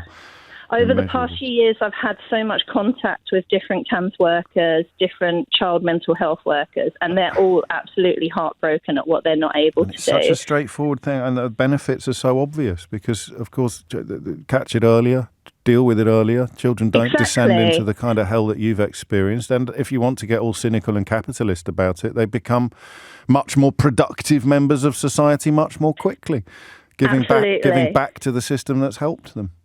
Yeah, so I mean, it's horrendous. So my child is now actually an adult, and seeing that there's no kind of transition either from childhood mental health services into adult mental health services. So that was a whole other big thing that we had to try and work out how to navigate. And you know, I do look back and I think, well, if we managed to get help at the beginning, how different this could be.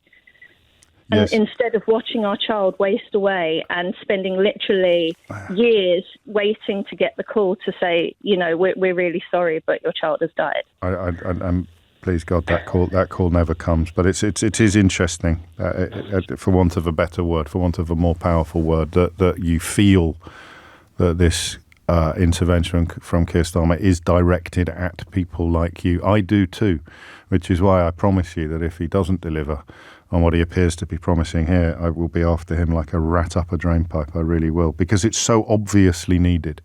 And indeed, the only people who can be critics of anything from the toothbrushing to the mental health provision are the people who think that if you shout loud enough, then everybody will fail to notice how morally corrupt you are. James O'Brien on LBC. James O'Brien on LBC. It's 11:49. I'm off tomorrow. I have to attend a funeral of a very good friend of mine that we lost a couple of weeks ago. Otherwise, we'd probably return to this Starmer story. But let's see if it's still bubbling away on Monday. Mystery Hour coming up at 12. Henry Riley has been at the Post Office inquiry today as it resumed with one of the ex-investigators facing questions, being held here in London at Aldwych House. And he joins me on the line now. Henry, what's been happening? Well, James, good morning. This is Stephen Bradshaw who's being questioned today. He's accused by the KC of sounding like a 1970s detective and being at points overly aggressive. So just to give you some background, Stephen Bradshaw worked at the Post Office for 45 years. He started in 1978 and is still employed by the Post Office. He currently works as a security manager. Of course, that means that he has worked through all the way from when these complaints first began to today, where many of the convictions have been overturned. He said right from the start he was not given any information about bugs and defects from the top down. He said that the Post Office had told him there were no concerns and that he had no concerns. He said he wasn't technically minded. That was the phrase he used. And when he was asked if he had personal concerns about the reliability of the Horizon scheme, He said there was no reason to suspect anything was wrong, and he said, quotes, management's reassured him. He also insisted that all of the investigations he took part in were done in a professional manner. Now, one of the eye-catching moments, James, and actually it led to various people shaking their heads who were in attendance. It's not just former postmasters, sub-postmasters here. It is also interested members of the public. I've been speaking with some of them who felt compelled after watching the ITV drama and wanted to come along and find out exactly what was happening. But one of the allegations, James, and indeed Mr. Bradshaw has said this, is his witness statement. He says he did not write his witness statement and that Cartwright King wrote his witness statement. That is a legal firm, solicitor's firm, that is currently being used by the post office. That statement said that Horizon continued to work properly, and Mr. Bradshaw said he regrets that it went in like that. Have a listen to what he said. I was given that statement by Cartwright King and told to put that statement through. In hindsight, after I've put further in my previous statements, there probably should have been another line stating that these are not my words, but the statement is produced as a business statement. I did not write that statement. We were told by Cartwright King to put that in. Who told you to put it in? It'd be one of the three members of Cartwright King, Martin Smith, Andrew Balshaw, Rachel Panther. Will come from one of them. So they drafted the entire statement and sent it to you, did they? That's correct, yes. And you didn't question it, you just signed it off? Well, whether it was questioned at the time, I would have been concerned, but we were given the assurance that everything was fine to put that through, and they wanted to put it through. Nowadays, I wouldn't have put it at all with what's known, but the hindsight. So that statement was used in court to prosecute a sub-postmaster, and as you heard then, the allegation from Mr. Bradshaw is that post office lawyers actually drafted his statement saying that Horizon was secure. So he disowned his own witness statement, said he wouldn't have done so now. The second part, James, which has really caught the attention of people, is his style as an interviewer. I referenced that the KC, Julian Blake, has described him as a 1970s detective and said that at times he was aggressive. He was asked about some of his tactics in those interviews. I wouldn't expect anybody sitting next to me to say you're the only one in that position that this has happened to. I've never heard that be said. Perhaps we'll return back to the interview then. Mr. Gardner said, no one else is making mistakes like you. You were in that interview, you were sitting next to him. Did you correct him? Did you say, that's not an appropriate thing to say? As I explained, it has to be taken in the right context. In this case, for pension allowances, everybody's pension allowance submissions in that branch was checked. The only issues within the B stock unit that Miss Brennan had, they were the only issues. She was the only one in that post office that had the issue for pension allowance. No other work was affected. So lastly, James, on those interviewing techniques, the allegation was that he was involved, and we've seen by transcripts, in interviews where they were told, postmasters, you were the only one. Also in that interview, they were told, this was Lisa Brennan, who was a sub-postmaster, either you're totally incompetent and you're costing the post office £400 a week, or you're fiddling the pensions deliberately. And then lastly, James, as well, there is also another part whereby Mr. Bradshaw alleges that the sub-postmaster should wake up earlier in order to work harder and to get some of the money recuperated. Extraordinary experience really for everybody involved in this inquiry, to having been largely ignored when they broke up for Christmas to now being by far the biggest story in town. Was that reflected at all in what you've witnessed today? I mean, I don't think they're used to having camera crews lying around, hanging around the place, let alone the great and the good of the British media, up to and including Henry Riley. Well, exactly. Well, I spoke to a photographer outside, James, who said he was here 2 months ago and it was only him and one other person. Exactly. And that today there were well over 40 people in total. But Wyn Williams, who's chairing it, James, did make a joke that he'd read a sort of press reading that this will go on for another 2 years and that his wife had told him off, and he had to reassure her that it won't be going on for that long. So fair to say it's getting more and more attention. And rightly so. I mean, you know, some people have been a bit sniffy and snobby about the fact that it took a drama to kick this into the space space that it now occupies. But the more I think about it, the more I think that's simply a reflection of how important drama is, and indeed how important this story is. Henry Riley there, live from the Aldwych, where that Post Office Horizon IT inquiry is about to resume. We'll go to Barrow in Furness next. Mark is there to talk to us about Keir Starmer and the Nanny State. Mark, what would you like to say? Hi, yeah, good morning. I'm a retired dentist. You sound very young to be retired. Just lucky, I guess. Yes, carry on. I'm originally from Barrow, lived away for quite a while, moved back, and I worked in a town centre dental practice. And Barrow's got some quite deprived areas. Yes. And we used to get a lot of kids in, not regular visitors of the practice, usually in pain, and you do an examination, and there've been multiple carious teeth. I think one of the ones that stands out to me is that I remember referring a 4-year-old for a dental clearance. God. So what was left of 20 teeth, and that's the first time they've been seen in a practice. So, and a dental clearance means you're taking everything out? Everything, all 20 teeth are going, yeah. Oh, my God. So then it's... And this might sound dramatic, and this isn't anything that would normally be said in dental parlance, but they're almost disabled because they've got no teeth. Yeah. So the smile is different, the way they speak is different, and this was a common thing. Your phone line's cutting in and out, Mark. I don't know why, but it's not your fault at all. But it means I won't detain you unduly. But a brief word on what you hear when the leader of the Labour Party says this is obviously something that needs to be done, and obviously the responsibility of government. We set up a toothbrushing thing in school, and we had some fantastic teachers that did it, and it sounds arrogant, but we were taking it away from the parents that didn't look after themselves or the children. So these kids were getting the teeth brushed twice a day, so you were trying to stop them having most of the teeth removed in the teens. How can anyone have a problem with this? It's just actually extraordinary. It's beyond me. When I heard it, I thought, oh, my word. Yeah. Fantastic. I bet you did. Because these parents that are not brushing the children's teeth, kind of out of it. Yeah. They're not watching the news. They're not listening to LBC.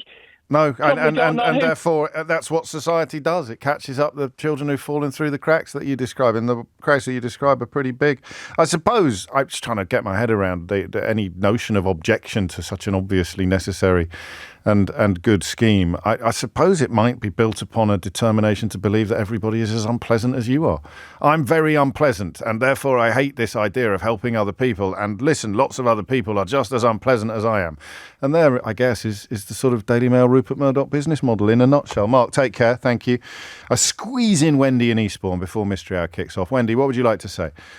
Hello, James. Hello, condolences on your friend to start with. Secondly, I met you in Lewis about a year and a half ago and gave you a picture which you said looked like the fourth Beatle. I don't know if you remember that. I do remember that. Yeah, was it me that looked like the fourth Beatle? Yes, I drew a picture of you. The fifth Beatle. Oh, the fifth Beatle. There's already That's four. right, Well, right. thank you for that, Wendy. It was very kind of you. Lovely. It was lovely meeting you. Anyway, likewise. I'm a dental receptionist, and yes. I've been doing it for about 2 years now. We have had a child of about 9 who's come in who'd never been to the dentist. But the big problem being, of course, that dentists aren't taking on NHS patients. No, that's right. Now, my dentist, well, we've got 3, but they will all take on a child. But a lot of dentists won't. You've read about this, children, who've got rotten teeth. So for me, what Keir's doing is absolutely brilliant. It totally makes sense. The other thing I would say is that they should, I think all dentists, NHS dentists, maybe even private, maybe that's a bit much, should have to see children. They can't turn children under 16 away. That is ridiculous in this day and age to do that to a child. I mean, it is the idea of conducting this conversation without acknowledging what you've just described is absurd, isn't it? If I shout loud enough, then all the parents who aren't encouraging their children to clean their teeth will suddenly change their ways. Or you acknowledge that the change to the dental system has left hundreds of kids without access to a dentist, millions, thousands. Which it has, but also, I've got 4 daughters, and I taught them how to clean their teeth, but they went every 6 months to a dentist who would stain all their teeth. The nurse would do it and showed them how to do it properly. Now, I don't think it's all neglect on parents' cases, to be honest, that you do your best, but sometimes it's hard to know exactly, and if a child's taught how to do it, that's got to be the answer as they get bigger, obviously. Well, beautifully put, Wendy, and from the cold face, as it were. I think that's a moment. I may look back and laugh at myself for my absurd optimism, but I do think this is a moment. I think Starmer is beginning to show you what Starmerism looks like, and it looks a lot like prioritising the children who most need help over oligarchs and so-called think tanks, which has been really the constituency that the last 4 or 5 Prime Ministers have been most dedicated to looking after. Anyway, enough of the politics. It's time for the fun, your weekly opportunity to achieve the sort of satisfaction not ordinarily available anywhere else on your radio dial. I speak, of course, of Mystery Hour, which will be with us after this. James O'Brien on LBC. 4 minutes after 12 is the time. Your weekly opportunity, yada, yada, yada. Just sit back. Seriously, light a cigar. No, don't do that. You're not allowed to anymore. I don't know, have a smoothie and enjoy. It is a bit of a departure from the sort of territory we explore for the rest of the week. I was talking to Carol about that actually this morning. There is no shortage of news at the moment, and certainly no shortage of things to talk about. But we do allow ourselves 1 hour a week of frivolity and fun, minimum. So I guess some weeks we do find room for a little more. But Mystery Hour is guaranteed frivolity and fun every Thursday at 12. You need to ring in and ask a question, and then someone else will ring in and answer. My favourite contribution of the day will win a Mystery Hour board game, which is it's going great guns at the moment. There's some very exciting news. I'm going to my first toy fair in a couple of weeks. You can find out more about that at mysteryhour.co.uk. And, of course, you can find out the terms and conditions for the competition to win one at lbc.co.uk. I think that covers it, doesn't it? I think we're good. We're good to go. Shall we crack straight on? I think we should. Bina is in Chipping in Lancashire. Bina, question or answer? Question, please, James. Carry on. So I absolutely adore drinking tea. Oh.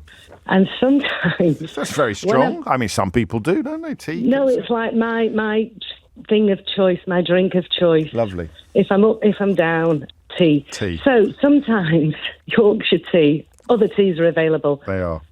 Sometimes when I make a cup of tea, it is like ambrosia. Yes. Not the rice thing.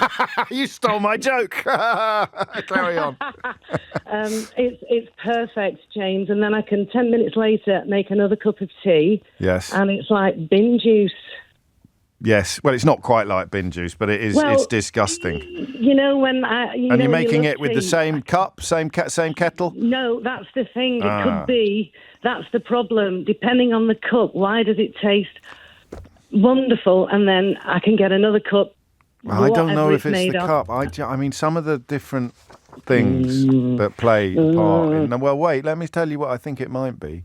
Okay. I think it might be reboiled water. Right. So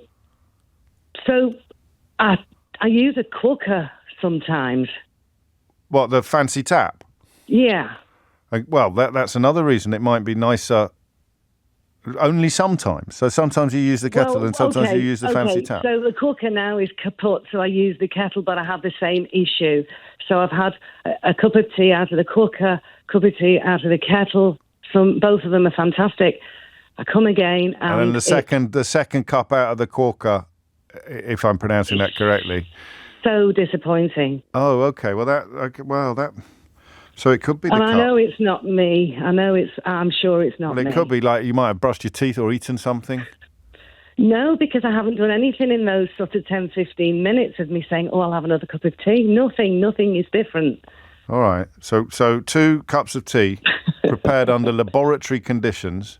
Totally. Where the only difference is the receptacle. Absolutely. Taste measurably and markedly different.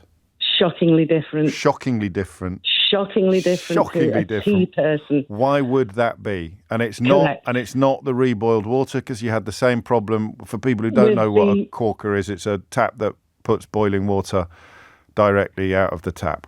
Correct. Is it worth getting? Is it worth getting one? Yeah, because you can do everything with them, James. You can boil, your pasta, your rice, your Because we're about to do that, and do it really. Because I wasn't convinced. I wasn't convinced by the incinerator. Have you got an incinerator? I don't actually know what that means. It's when you put everything down the sink and then press a button and it chops it all up and pushes it down the drain. It's fantastic. If you like peeling potatoes and stuff like that, you just do it directly over the sink. So that I got that. I'm very pleased with that. But we were thinking of getting one of those taps as well. Do that, and they're not cheap, though, Bina, are they? I know. But I had my kitchen done a while ago, so you went all happened. Because you're worth it. Because you're worth it. Because I'm worth it. There it is. But let's find out the answer to your tea question. Thank you very much, Bina. Why would that be? Stuart's in Ruislip. Stuart, question or answer? Question, please, James. Carry on, Stuart. Every day, a flock of parakeets fly over my house, very close together, very fast, and change direction. Why do they not bump into each other? And if you think about murmurs of starlings tonight, same question. Wow. Murmurations, I think it is, isn't it? Correct. Yeah. They're incredible, aren't they, when you see that, like a big one of them in full effect. So what, I mean, yeah, all right. I mean, it's a sort of spatial awareness question, isn't it? But it never, ever happens as far as we're aware, and that seems unlikely. Did you watch the One Show the other day when they had the bloke who feeds red kites in his back garden on, Stuart? No, sorry. It was incredible. He feeds red kites in his back garden, and there's footage of them swooping down and grabbing a bit of turkey carcass. So it's quite remarkable. And they never bump into each other as well, even when they're much bigger than parakeets. I shall try and find out for you. Why do flocks of birds never bump into each other? When they move direction and they're flying fast. Yeah, we're not talking about geese in a V. We're talking about a fast-moving flock which doesn't appear to be following any preordained direction. Correct. Fantastic. Thank you, Stuart. You are on.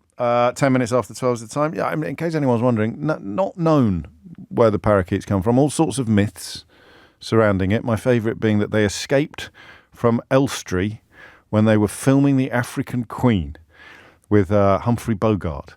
They had parakeets on the set, and they either escaped or were just released when filming finished, and they've gone on to populate the whole of West London with parakeets. But they are, you find it hard to believe if you're listening in Hull. My back garden, impossible not to see a parakeet of an evening. It's really it gets quite annoying after a while because they're very screechy, but then occasionally you get that flash of green through the sky, and it's oddly exotic. 11 after 12 is the time. Tom's in Sudbury. Tom, question or answer? I have a question. Carry on. So I was telling my kids a sort of a random story the other day, and they said, why do they do that? So I thought I needed to phone you. Yeah. So it was a couple of years ago. I was in Bristol. Right. I think I was on an MOD site, and I went to the canteen for lunch. Yeah. And I took my plate up, and the woman there who was serving me said, I'll try not to imitate the accent while saying the words. She said something like, hello, my love. Yeah. That'll be £3.50, please, darling. Yeah. There you go. There's your change, sweetheart. Yeah. And so I told it to my kids just as a thing, and they're like, why are they being so nice? And I was like, that's a really good question. So how is it that region, and I don't think it's exclusive to Bristol. No, what do you do? Yeah. It's not, I mean, it's not excuse. If you go to the East Midlands, you'd get the same sort of thing, but with different. I was trying to remember where, and I was trying to think it's not kind of Yorkshire, Lancashire. Well, no, it might be. No, it might be. I don't think that you. Well, so the question is, why are some areas nicer than others? Linguistic. Well, no, it's why you've got these incredibly affectionate terms inside language in some areas, where other parts of the country wouldn't even use that. Well, would barely use that with their kids, and some parts of society would only use it with their pets, you know. And it's isn't it more of a class thing than a geography thing? I don't know. This is the question. So pet, because it's so pet affection. in the northeast, pet in the northeast, Midduck in the East Midlands, pet in the northeast, Bab in the Black Country. Jess Phillips always calling everyone Bab. Yeah. I think it's a class thing, not a geographical thing. But it's intimate, affectionate, you know. And as I said, it was like a woman like in a canteen or an MOD site. It's not like the most kind of, you know. Well, you didn't necessarily expect to encounter that level of intimate affection. But is it? I don't know what the question is really. Well, it's sort of why Bristolians so lovely, but then absolutely it's not exclusive to them, is it? So. No, so I don't know. I like it. I've enjoyed this conversation, but I'm not sure it's ended with a question. Why are some people nice? Well, no, it's more than nice. It's why are they using such affectionate terms in their language? Yeah, but where don't they? I suppose we need to. Where don't they use affectionate terms of language? Because even a Cockney will call everyone darling or sweetheart, or won't they? Well, I grew up in South London. It's not the kind of thing I heard all the time. Yeah, you all right, love? You all right, love? You all right, darling? Yeah, it's different saying. Yeah. I don't. Well, I mean, there is the question. Is there a difference geographically in the affectionate nature of language used? Tom thinks there is. I'm not so sure. But if Tom's right and I'm wrong, then the question becomes, why is that? 0345 606 0973. I saw the sort of bare bones of the question on the board. I thought it was going to be specifically about Bristolians, and I was conjuring up an answer that involved providing a warm welcome for sailors. And it's been passed down historically through the ages, and that's why everyone speaks so affectionately to strangers, because they're sailors who might have just got off the boat, you see. But I would have been making that up. Bella's in Oxford. Bella, question or answer? Question, please, James. Carry on. So as we age, why does our hair go grey, whereas cats' hair doesn't? Well, I mean, it does a little bit. They get a bit white around the muzzle sometimes. There is. I've got an old cat, and he's got more white hair than he had when he was little. But yeah, I mean, I find the odd white. Well, it's not hair; it's fur. That's the answer to your question. Fur. Yeah, it's not hair. It's but we both have, I guess we both must produce the pigment that colours it. So why do we?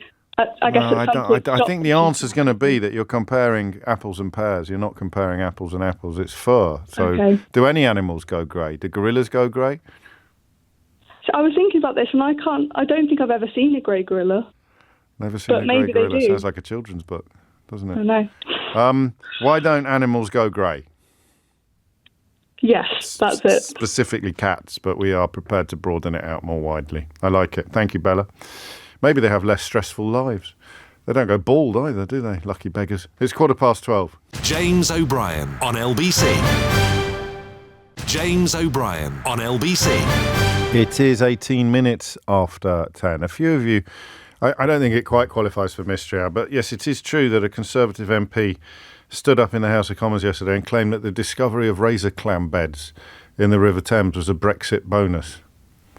Me neither. But no doubt that will take a huge bite out of the 30 billion quid that I think the Mayor is detailing today as having been lost to the UK economy by that incredible act of national idiocy. But we haven't talked about it for a while. We should probably rectify that at the first opportunity, but not now because it's Mystery Hour and it continues. Ash is in Bath. Ash, question or answer? I have a question, please, James. Carry on.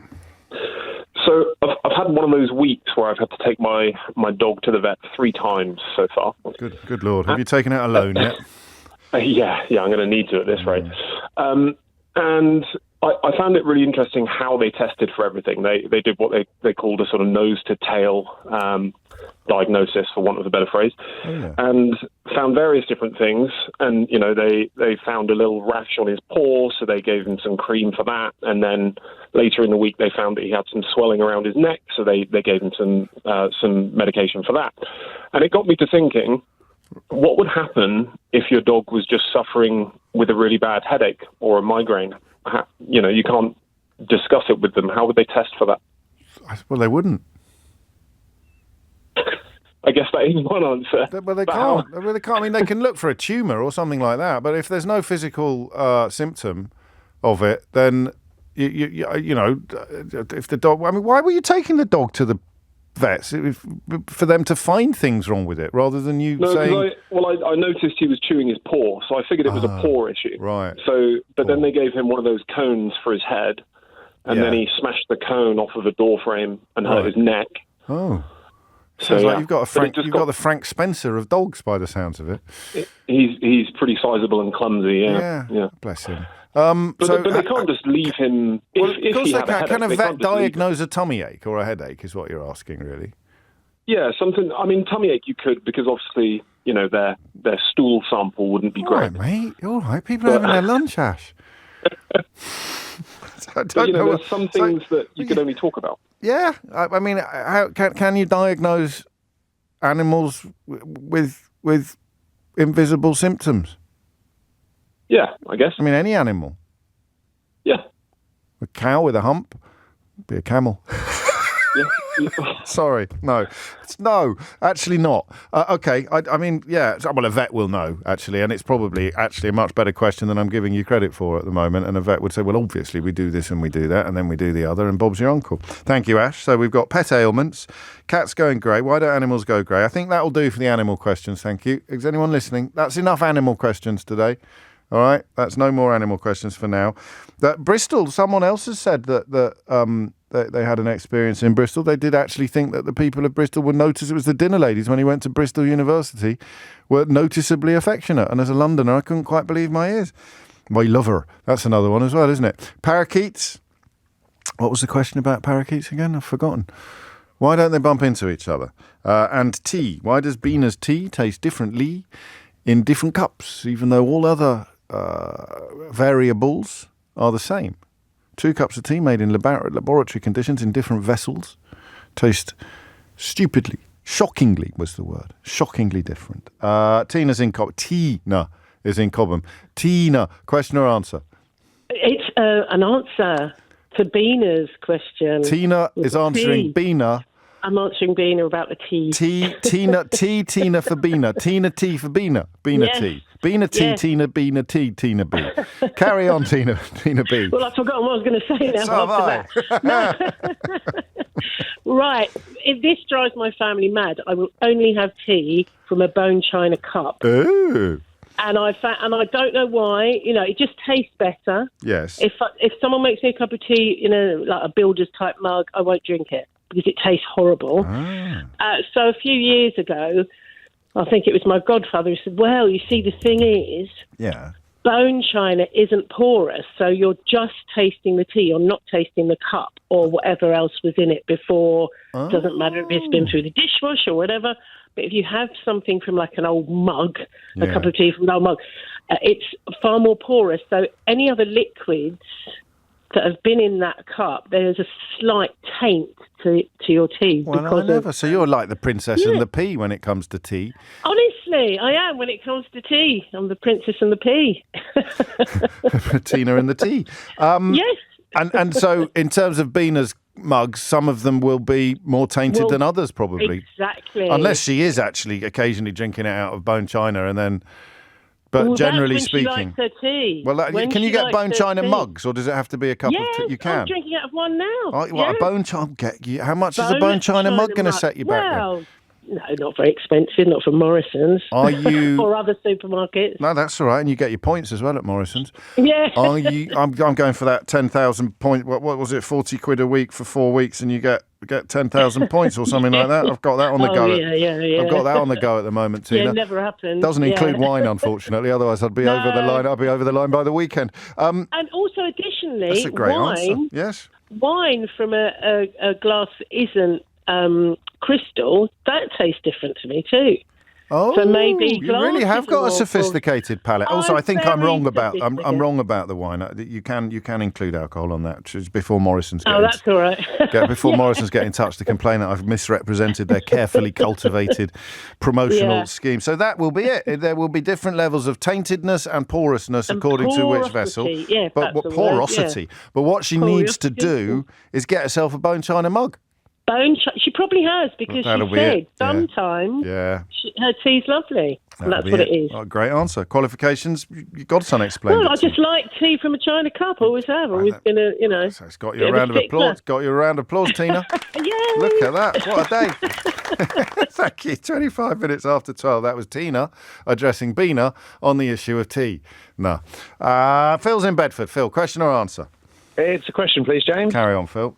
It's going to sound a little bit daft on face value, but what I want to know is, on a nice, clear, sunny day, you stand looking at the sun in the sky. Yeah. Is the sun really there?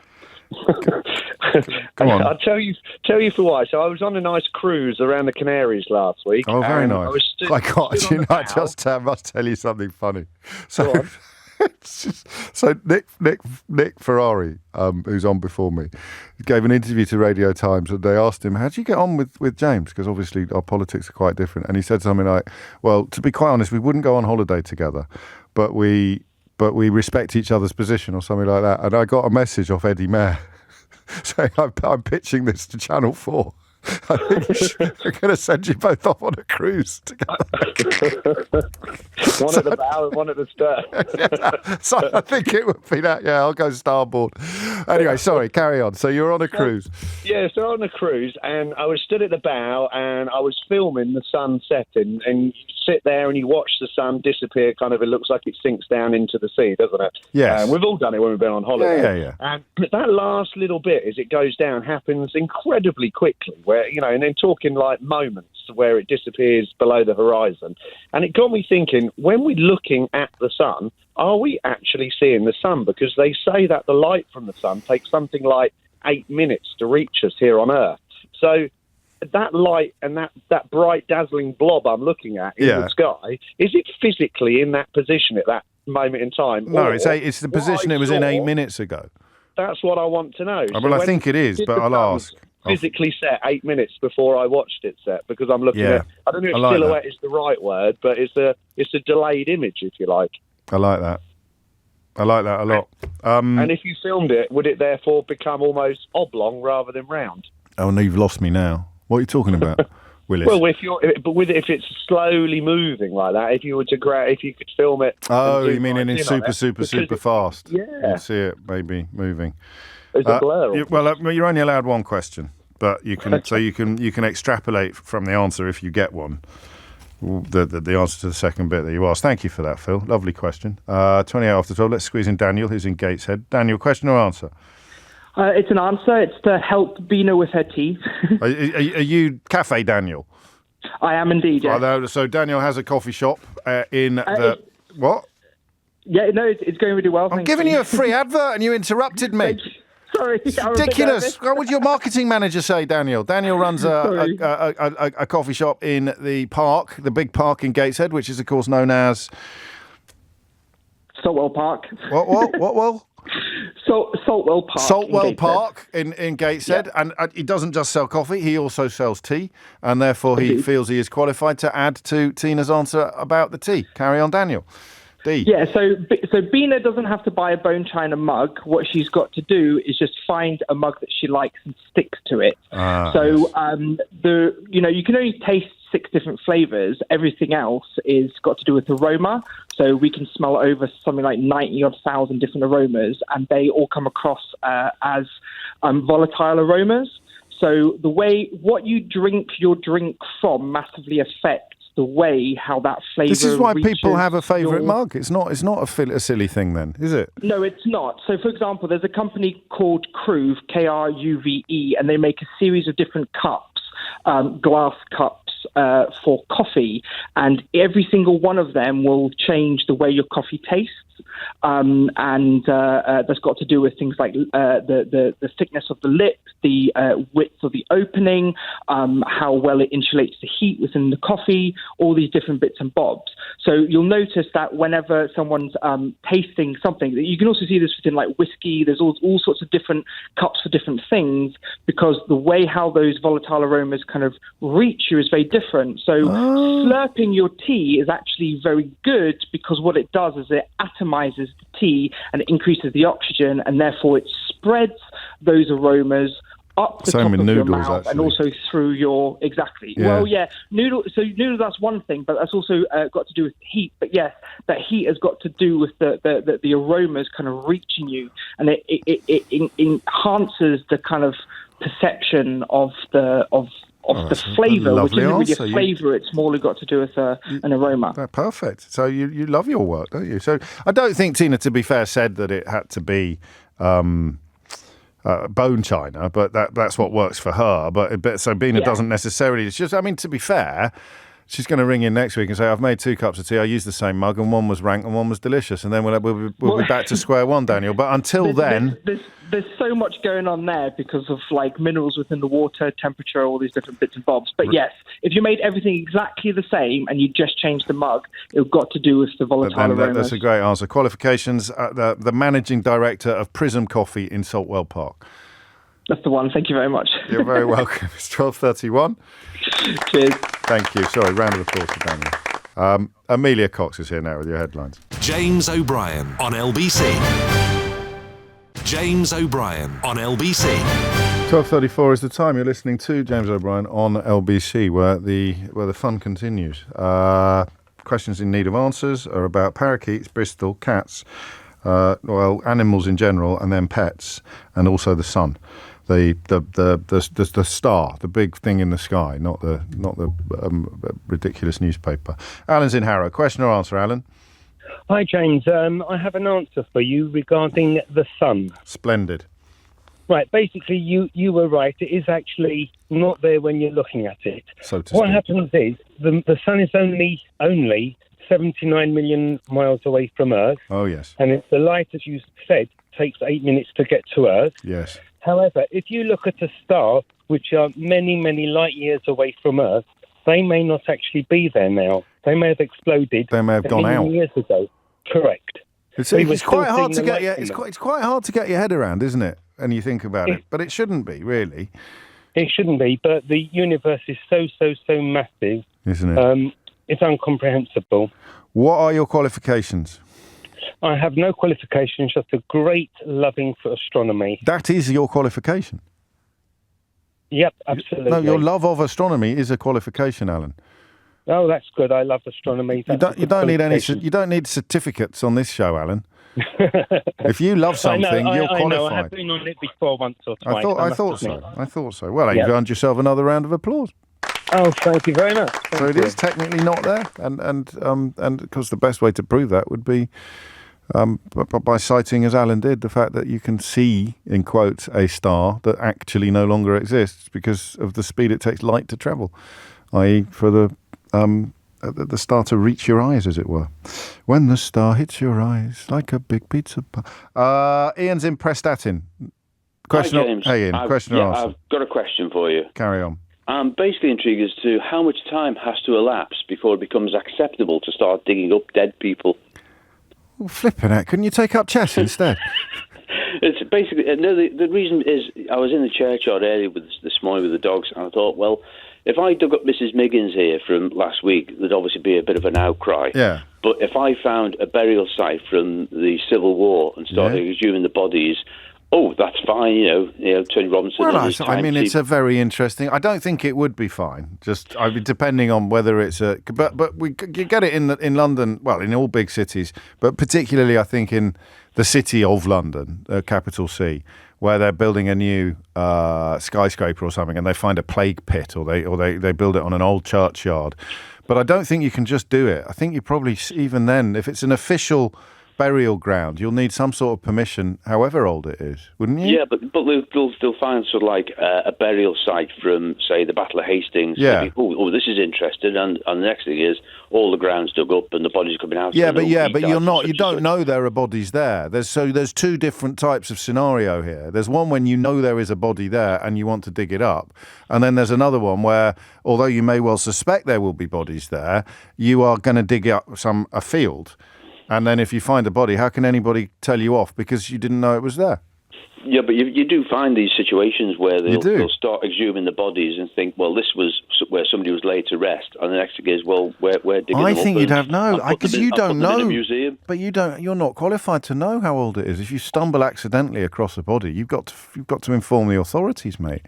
Even if it turns out to be, preserved in peat for 2,500 years, it could have been knocked off last Tuesday. So I don't know. I mean, I don't even know what the question is now. Never mind the answer. No, it's basically you'll see like on. Well, we can only talk about graves. Otherwise, there's not going to be illegal art. There's not. If it's a grave, when can you dig up a grave in order to do something else with the land? Well, that's not what I was really thinking of. I was more thinking along the grounds that a burial site will be found, and then a team of archaeologists will go in and start exhuming the bodies and examining them to see what went on. And this is all very interesting. Blah blah blah. Yeah. Whereas obviously, if it is a graveyard, and that's so what's the question then? How much time has to elapse before digging those bodies up? But no, because if it's a graveyard, it doesn't matter. But I'm not talking about graveyards. I'm talking about. But then, how do you know it's a burial ground? Because you may find a sword, or they think, if there was a site here of a battle, so we'll start having a look, and you find bodies, and then they start digging a pit. But I don't think they do. I think if they find a body, they've got to tell people. Well, even so, it's still telling But I people... don't think there's an age... I mean, I don't... How can there be a time limit on it? Well, that's what I'm wondering, how long it has to elapse before... But how can there be a time limit on it? How can there be a time limit on it? How they're not going to go, oh, no, you can dig that one up, but you can't dig that one up because it's 2:20, are they? No, but if you found a burial site from Saxon times, I'm sure that would start getting examined and exhumed, and purely out of interest. But that's so that would be sort of okay. Yeah, but where is there a burial ground that's more modern that you wouldn't? Because you've said you don't mean graveyards. So what are these burial grounds that are too recent to dig up that you are speaking of? Well, battlefields. I mean, you wouldn't start the vicinity of the Somme. Think, well, we'll start. There's a battle here, so we'll go and dig down and see what it was. But there's a battle here 1,000 years ago. Let's dig down and see what we find, and obviously there you go. In there. See, this is why I questioned you in such a robust fashion. So we've got to really confine it to battles. Effectively, or something of that nature. So are there any rules governing which battlefields you can dig up in terms of how long ago the battle was? I'll be surprised. 0345 6060 973 is the number that you need. I'm going to answer a question from last week, because I think it was Simon that asked it, but I can't find his tweet. It was the one about darts, because I thought about it afterwards. And the reason why they have someone on the stage doing the scores with a pen and paper is for the players. So the players don't want to look at an illuminated scoreboard or a television screen or anything like that. It essentially, for two reasons. Number one, it might affect their eyes a little bit. If you look at a light and then blink a bit, you can still see the light. And number two, it replicates the environment and context in which they play darts, whether they be looking at a chalkboard or a piece of paper. So I think that was the answer to your question. If you can answer the last question about bodies, I'll give you the money myself. Patrick's in Camden. Patrick, question or answer? Answer, James. Carry on, Patrick. So with the bird question, it's kind of a rubbish answer, but I think birds are bumping into each other when they're in... It's not a rubbish answer. That's fascinating. So I'm a PhD student, and I'm a zoology specialist. Okay. And this is just kind of an educated guess that in those big murmurations, the starlings are like touching wingtips. And so because they are touching each other with their wings, they're able to then maneuver their bodies how they need to. So they can then move away, so they're not actually colliding with each other. Yeah, wow. So there is a sort of sense of touch is play. It's not like a radar or antennae or anything like that. Or sonar like a bat uses. Yeah, and then I think like birds like peregrine falcons and things that are flying through trees and sparrowhawks and things, similar to just like an F1 driver versus someone like you and me, they just have much faster reactions than we do, and so if they need to quickly move out of the way of something, they're able to. I think you've got a round of applause. There it is. Yeah. Round of applause for Patrick, please. I had one more thing as well. So your hypothesis about where the parakeets came from. Yes. I have a friend who's a very excellent scientist at a university in London. Yes. And she studied that as part of her PhD. And I was telling your producer that actually the most accepted hypothesis now where they came from is... The paradigm. Yes, sorry, there we go. Is that there was an outbreak of avian flu when they were first released, and people were scared of having birds in their house. And so that's the likely... So the parakeets got released because of bird flu. Yeah. That makes some sense, actually, I suppose. I didn't know that was the best of it. It's more plausible than Humphrey Bogart. Thank you, Patrick. Scott's in Edinburgh. Scott, question or answer? Hi, James. I have a question. Carry on. So last night I was making my dinner, right? And I had a bell pepper. Oh, yeah. I chopped it open, right? And a bell pepper is obviously hollow in the middle. Yeah. And I thought, hold on a minute, this bell pepper is full of air. Where's that air from? If it was grown in Morocco, is that Moroccan air inside my bell pepper? Or is that British air? I like that question. Is it not? Is a pepper porous? I don't know. I'm asking you. Is a pepper porous? Is it porous only when it's growing and then once it's that's grown? That's not a question. That's a tongue twister. Is a pepper porous on a pepper? I don't know, really. I mean, it must be, mustn't it? Otherwise, it would smell a bit when you open. No, it wouldn't. Well, that is why Mystery Hour is so magical, isn't it, Scott? You could do it for 20 years, and then a question comes up that no one's. Where the air inside a bell pepper is a mix of air. Is maybe half of it Moroccan and half of it British? Wow, I never. Does it gather air from everywhere it's been and keep it inside? It's just an extraordinary question. Maybe nobody knows. You might have been the first person ever to think about this. It's been keeping me awake. Well, let's hope we can send you to sleep if that doesn't sound a little bit strange. I like it. You're on. Yeah, I hope so. Where's the air? What's the air in a bell pepper? Is a pepper porous? How much air can a pepper pour if a pork could pepper? No, I'll stop now. I'm sorry. James O'Brien on LBC. James O'Brien on LBC. 12:48 is the time. I'm very bad at saying thank you for things that are sent to me because I don't have them with me in the studio. If it's not with me in the studio, it's out of mind. So I'm very bad at that. And so I just want to say thank you to Velo Coffee Roasters who sent me some coffee earlier today. I think they're moving into Aldi. That's why they were bringing it to our attention. They're opening an Aldi near me soon. So thank you. I sent free stuff. The least you can do is say thank you. I also forgot yesterday. Do you remember when my alarm went off at 11 o'clock? And I said, it's quite a funny story. I'll tell you after the news. And then I forgot to tell you after the news. I forgot to say hello to Peter. So Peter is a guard on a train that I caught the other day. And this made me chuckle. One of the funniest things that happened quite soon after I started doing this job is I rang the gas man who was supposed to be coming round to have a look at my boiler. I got home. It's when I lived very near home, very near the studio. I got home about 20 minutes after I came on air because I was waiting for the gas, and I rang the number that they'd sent me. They send you his number, and he freaked out. And I was like, "What's wrong, mate?" He goes, "But I've not." And he'd had me on the radio until 1 o'clock. And he turned it off and I'd rung him up and he didn't know what was going on. He didn't realise. So the voice was so recognisable. He thought there was something, like he'd gone down some weird vortex. So yesterday, or a day before actually, the guard on the train I was travelling on comes up to me and looking very businesslike. And I thought, well, crikey, he's going to ask. I have paid for my ticket, but and what he was doing, he listens to the show on catch up. So he's got one earpiece in, listening to the show on catch-up. And as he walks past, he hears me on the phone, but he hadn't actually got the show on at the time.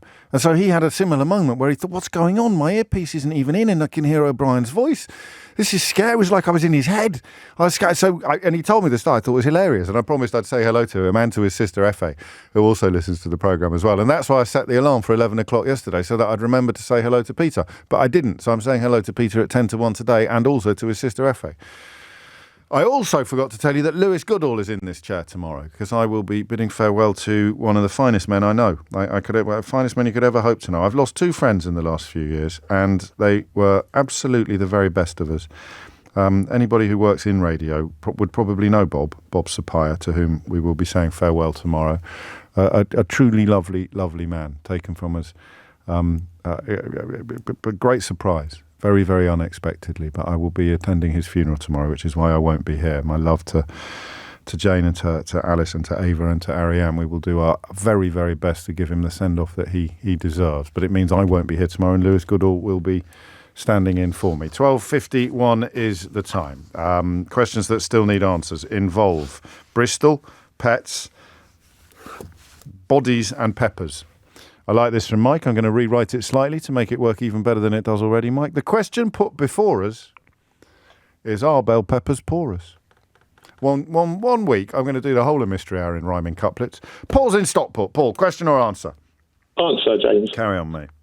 So the regarding bodies in battlefields. Yes. So this is a part answer, I guess. It's to do with, within the UK and foreign warfields. So the MOD have a team within their organisation called it's a bit of a mouthful, the Joint Casualty and Compassionate Centre Commemorations Team. Right. And whenever a body is discovered on a battlefield as far back as World War I, so the Somme or anything since then, this team go in and endeavour to find out who that person is or the regiment they fought for, so that they can be given a proper burial within a Commonwealth war cemetery. Well, and so the cut-off point is 1914? Well, that's as far as they go back. So I'm guessing that would imply that probably it is 1914. Qualifications? I'm a nuclear engineer. Well, yeah, but no. What's your qualification for answering this question? Just an interest in history. I love used that. to work for the MOD. I was looking for a joke there. What is that? Because it's not rocket science, is it? It's nuclear. It's not. What do they? Isn't there another figure of speech that they say? It's not nuclear science. No. Anyway, you got a round of applause. You got a round of applause, Paul. Thank you. Oh, lovely work. 12:53. Tiffany's in Camden. Tiffany, question or answer? I've got an answer, James. Carry on, Tiffany. Again, it's to do with battlefields and burials. In the UK, we have the Scheduled Monument Act. Yes. So if anything is discovered on your land that has any historical, archaeological significance, you can't touch the land, basically. So that would include jewellery, not just bodies. Yeah, anything of archaeological significance, yes. Yeah. But generally, graveyards go into archaeological record within 100 years in the UK. Okay. So that's how graveyards can get moved, or then housing estates end up getting built on top of old burial grounds in the UK. So it's very on a case-by-case basis, but once anything has historical significance in the UK, it basically gets protected. So, and you're clear on 100 years?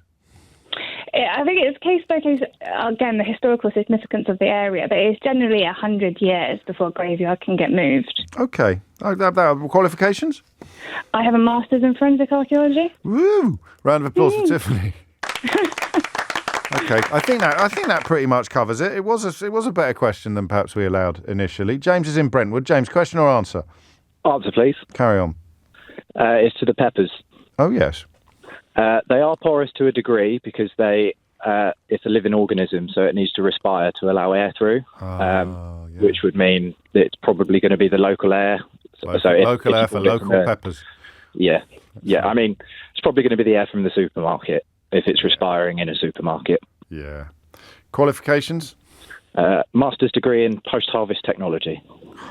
Do you know what? This show, mate, seriously, people think that radio phone-in programs are low intelligence. They think it's a medium for low intelligence. The idea that it's not radio for clever people, it's something I've spent 20 years proudly defying.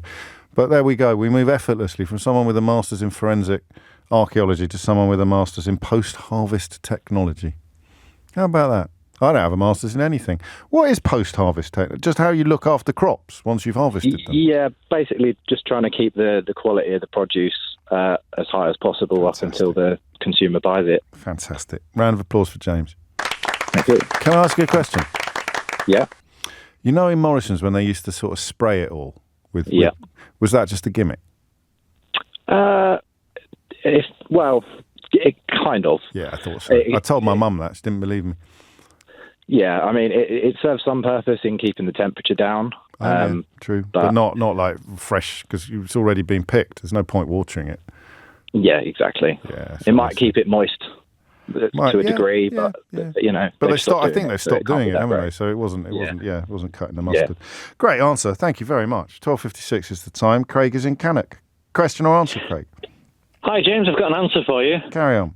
It's about the animals going grey, the pets going grey. Yes. I can tell you that it does happen. A bit. Around the muzzle. Yeah, certainly to a degree. Yeah, exactly. You're one step ahead of me with that. There we go. I used to own a Kelpie. When we first got him, he was about 6 or 7 months old. Oh yeah. And it was very much.